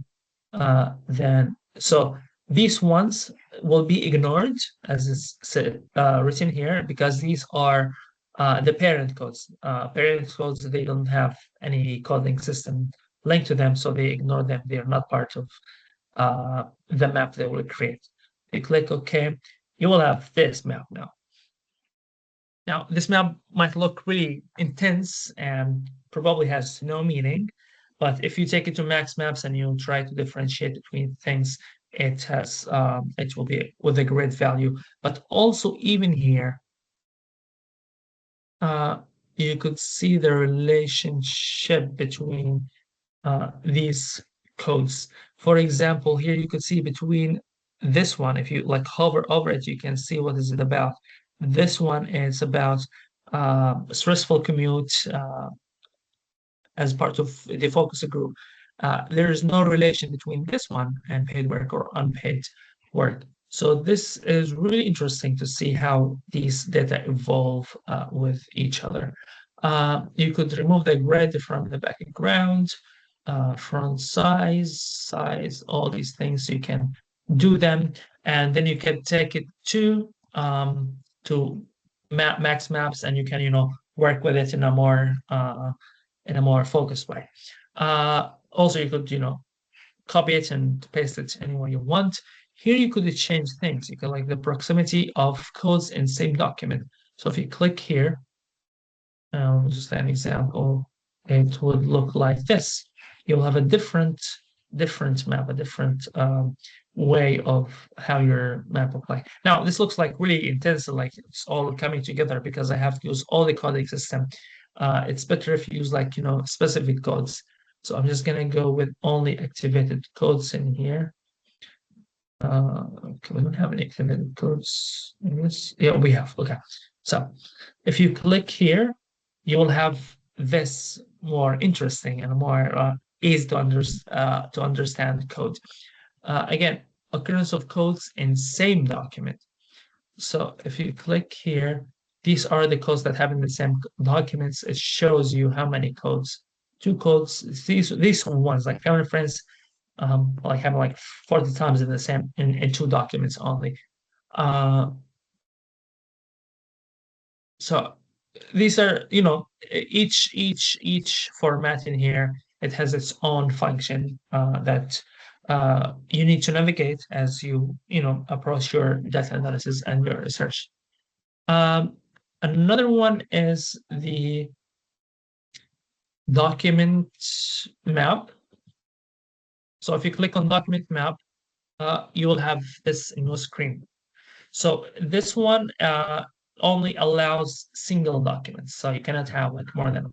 So for example, if you click on single documents, I could actually add more than one if I want to compare like ones together. So I'm gonna go with interviews. All the interviews I have, I will add them in here, and they'll ask you like which codes you want. And I'm gonna go with work-life balance. Now, again, here with codes, if you select the parent code, it will not activate the child code. So you have to choose the ones that you know for sure to save your time to choose the ones that have coded segments. So most often and obviously are the child codes to save you lots of time when proceeding further. So I'm going to go with these activated codes that we have already, and I'm going to click OK, and it will give me this new map again. Now, these numbers are the frequency of the codes and this in Cosmi. So in Cosmi we have these specific codes. With Salim we have different like because the number of codes next is written next to that. So here it says frequency of codes slash variable values. If you change it to occurrence of codes variable values, it will change that as well. So it will be replaced to names of documents and some participants. But here also you could do lots of things with the data. It's not as boring as it might look. So if you like it in a format here, you could change that into the front, like reflect. You could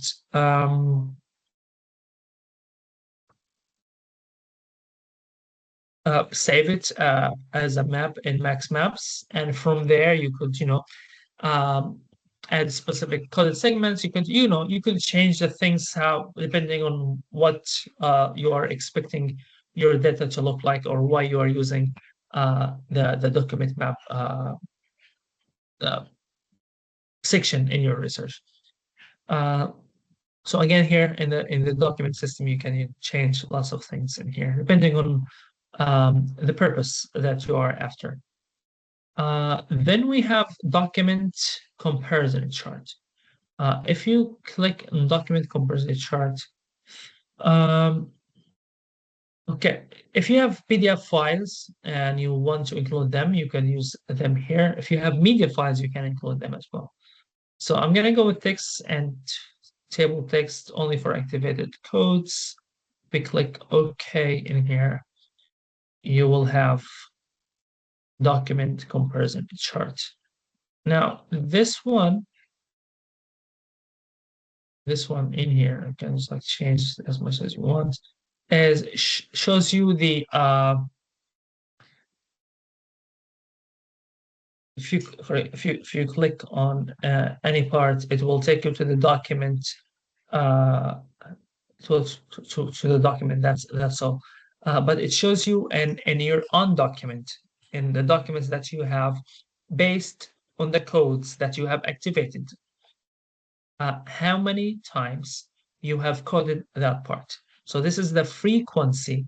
This is the frequency of codes uh, uh, in your document. So, for example, in Salim, I have uh, per paragraph. So I have Salim in here per paragraph. Which areas have been uh, coded? So these are the paragraphs. Sorry, these are the lines that you have in Max Maps. In the documented browser, so you can go back to them and check your coding system. As you can see, all of them like look same color except this one. This one is AI coding system. So it shows you which ones you have done manually and which ones AI it has been used by AI. So this shows the document again.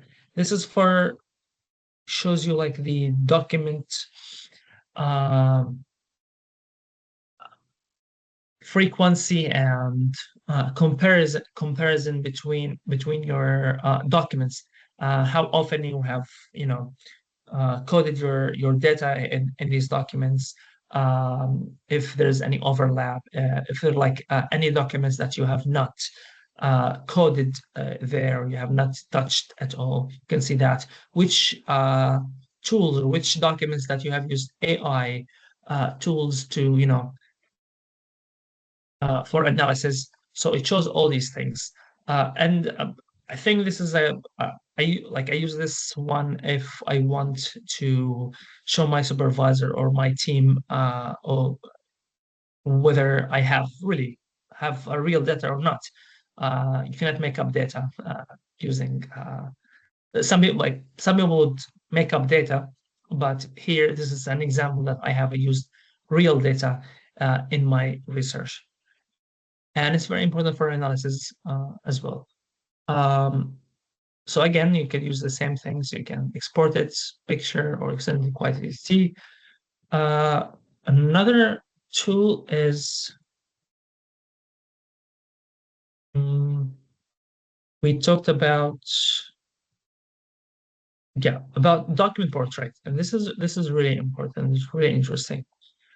Is that it shows you your and again, I said you have to be mindful when you choose your code system colors because it reflects it will reflect here and in other tools when it comes to visualizing your data.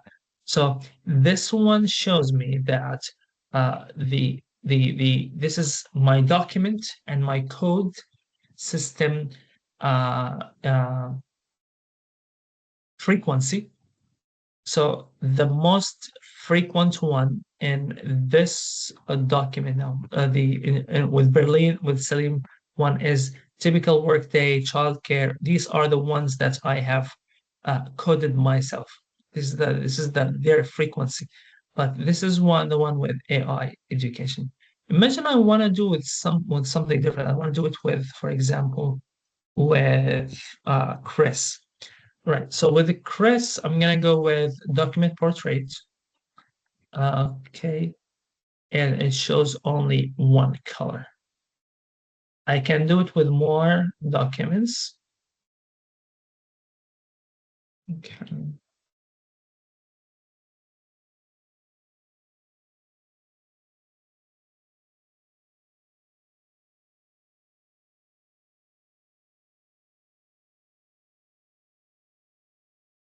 Now it only shows with one color because I only activated these codes are in the same color. So if you look at and the code window in here, they're all the same color. So you'll see only one color in your data.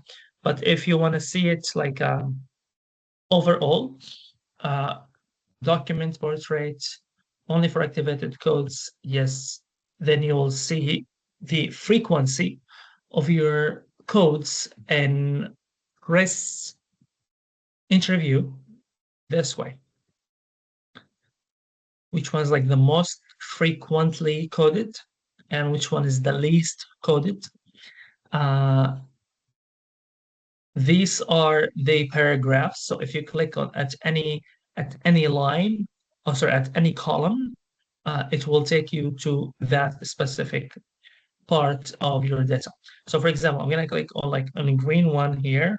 I'm gonna click here, it will take me to that specific part. But if I click in the same green, but in a different column, it will take me to a different part. So these are the numbers of lines that have been coded in the same document. So the red one, it's like the code system have only like two coded segments. We call them coded segments. So there is one, this one is the first one, and there is same, like there's like two coded segments. This is the that's it. But for example, with the orange one, it says here number of coded segments with this color is 5. So if you go through it, it will take you to these specific ones. And again, I think in previous sessions I've been asked if I think it was about AI, whether using AI might sound that you have made up your own data and there is no real data. I think this is where MAXQDA can help in showing a proof that these data exist and it's real. So that's and visualizing them is a great example for that. Here you could change how they look like. You can mix colors for overlapping codes. You can see how uh, your coding system work in the document. Here you could say, for example, you can order them by color, but this like more interesting to see like how the overlapping, how the coding system, the frequency of codes in my system look like. And again, you could, just copy it and take it somewhere else. You could change how this would look like in a portrait. Uh, but also, you could order it by color frequency. So if you click here, again, the color frequency, uh, different ways of how you can, visualize it. And I think this is one of like my favorite tools when I work with in visualization because it helps me to see where I have done good, where things that are like missing in my data. Another tool is profile comparison chart. So here you could have it as graphs. So I'm gonna go select documents. I'm gonna go with single documents. So I'm gonna go with Matteo, Selim, Raleigh, and Chris. I'm gonna click OK. Select codes that you want. Activated codes. I'm gonna go with all of them, except these ones because they're not very important. So you see, if you select or unselect the parent code, nothing will change. You have to go to the child codes. Okay. So this shows the frequency again of codes in my own data. And these are the codes in here. These are the codes. And at the very beginning, here are the documents that you have. If you go through all of them, it would highlight that part. You could see and navigate the frequency of these parts. And it also shows the intersection between them. So you have like 4 different colors. 1, 2, 3. Yeah, 3 different colors in the same one. And this one is about if you click here, it shows Salim, Riley, and Matthew, they share the same they share the same code, which is a flexibility. So you can another way of visualizing your data. And again, same thing, you can change colors as much as you want. You can copy it, take it to QuickTT, or you can,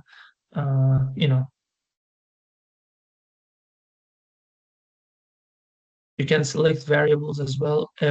So with selecting variables, you can add them when you are, again, for integrating your own data. If remember when we were talking about um, quantitative data analysis and we have imported them from Excel file, this is a place where you can use these things, to uh, integrate data as well. So if we add this one, we will have it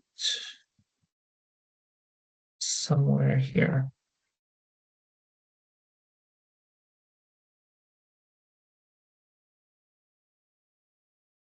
Yeah,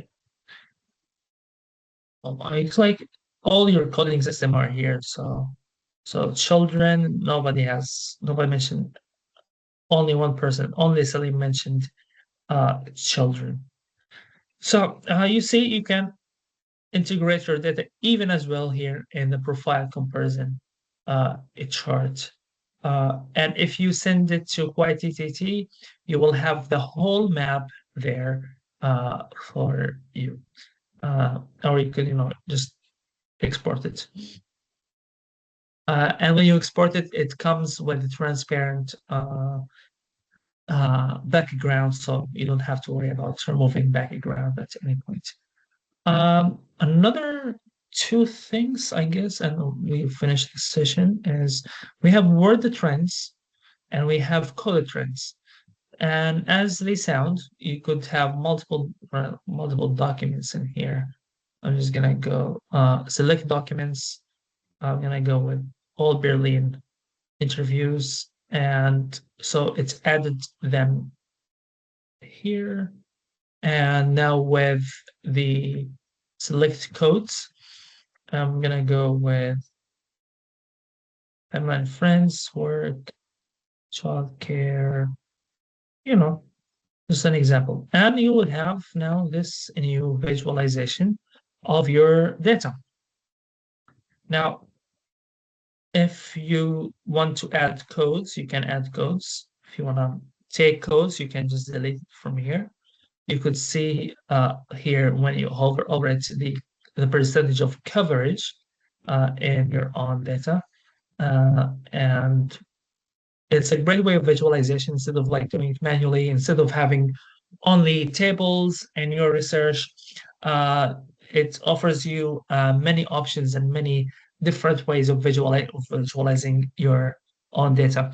Uh, some people like to have instead of having codes in here, they would transfer when they finish their coding, they would make them as transfer the themes into the codes into themes, and they would have the visualization of their themes here in a more interesting and sophisticated way when they present their research or when they publish their research. So this is another way, you can do it. Um, Again, same thing works for word trends. Uh, Here, for example, I'm gonna go with different groups. So once you select the codes, once you select the documents, it will show you which words have been the most trendy word in the documents that you have selected. And as you can see, the word work is the most used. And it shows that in quantitative data analysis meaning as well. If you like hover over it, you can see it in Pearson square, and it also shows you like words that are similar to that part. Were like works, working, worked, any words that are familiar or similar or um, not case sensitive to that word. However, the word satisfy was the least one used, and only one word was associated with that, which is satisfy. Now, these numbers are not numbers, these are the names or the names of the documents that they have imported. And instead of adding them as, here, instead of adding them as names, they just add them as numbers. You can totally edit that in quantity.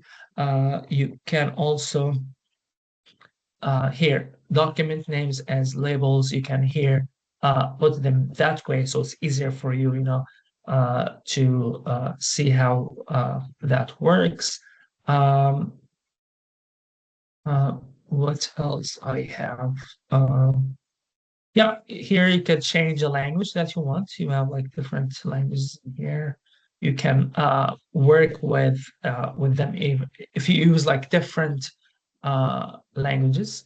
Um, and, again, you have code cloud as it sounds. Inserted, for example, activated documents, activated codes.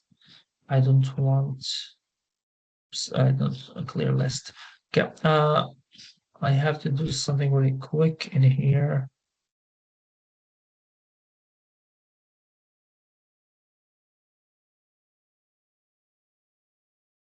Okay, activated codes. If you click OK, you will have uh, a, uh, a code cloud map of your coding system. If you feel the need to have a visualization of your code system, and if you hover over it, you will see how many times this code has been, coded, the coded segments and this part. Uh, I think that's about all, but let me just double check. Okay. Yeah, I think that's probably everything. Uh, Variables analysis.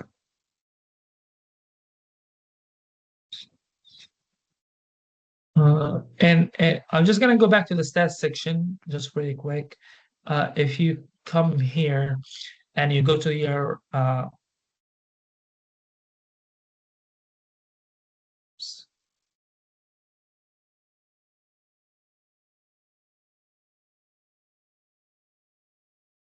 yeah, if you come to your output uh, viewer and the stats section, you will have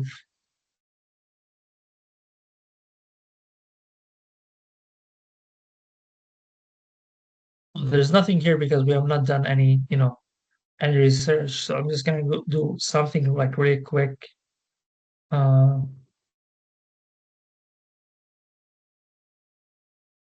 just as an example, this is not the perfect example. I just wanna add something really quick.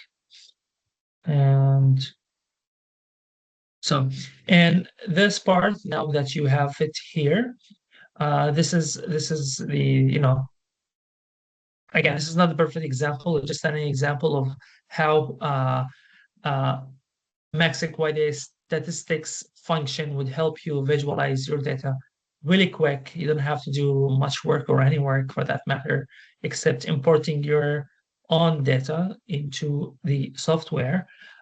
Here you could print them, or you could, if you click on this one, you can open them on Google as an HTML table. You could export them here as a website if you wish, so you can like share it with your supervisor or with any person. You could also there's one more thing here. Yeah. So these things would appear in QuiTTT function. I'll be showing that tomorrow when we talk about that with thematic uh, analysis. Uh, just a quick recap because we have people joined very late. And the statistics part, I'll be sharing the video with everyone. This is the place where, for people who don't want to use SPSS or any other software that they have used and they want to use Max MAXQDA for both quantitative and qualitative data analysis mixed methods, this is the place for you.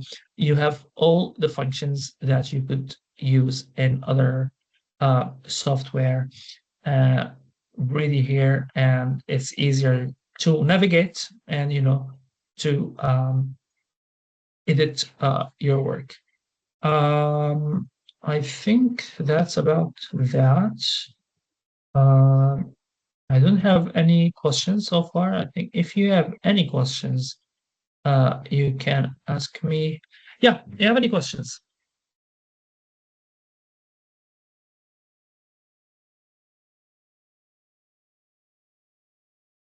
Any questions?